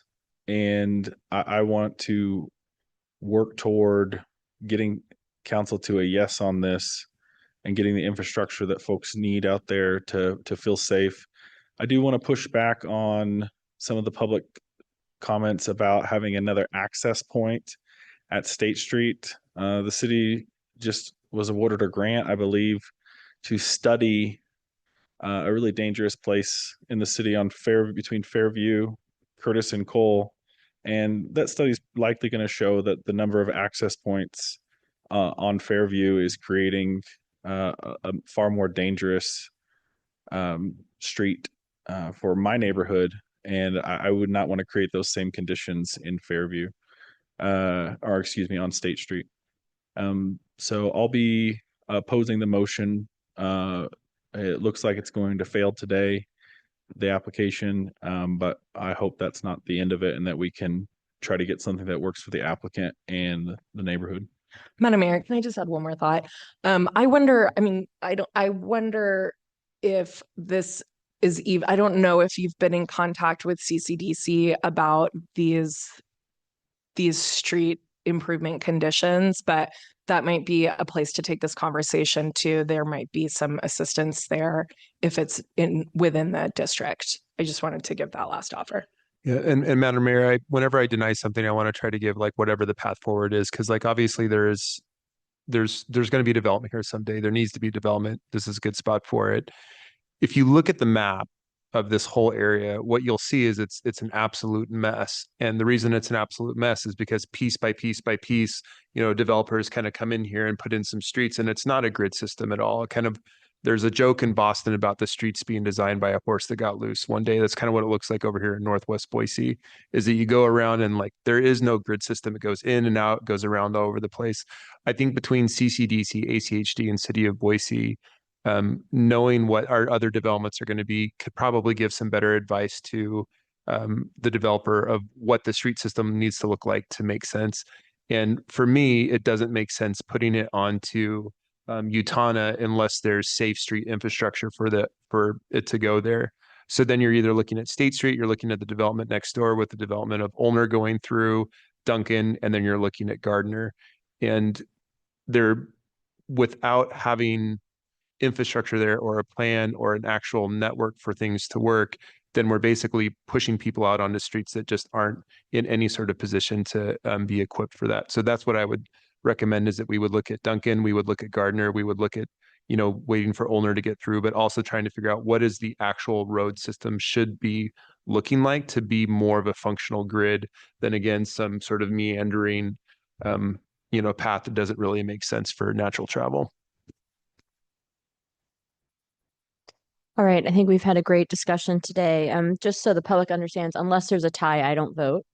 I would say on this that we do want more homes in Boise, and from a number of homes in the lot perspective, I think it makes a ton of sense. I share Councilmember Halliburton's concerns, particularly about Utana and the access here, and would welcome understanding more from our staff why ITD, given that there was an access point on state, said no, and how that looks like from like a overall planning and where those access points are on state. Because for me, I look at this and appreciate Councilmember Nash's concerns about access points and the Fairview study that we're doing. But the existence, the fact that one exists already, that ITD said no, it makes this really difficult for the developer to bring the homes at the densities and with a community form that we want to see, without putting that pressure onto a street like Utana that does not have the infrastructure to take these to take this from my perspective. Though I'd like to see this many homes at the edge of our community because we want them within the city limits. That's a clerk. Corliss, Yes. Halliburton. Yes. Nash, No.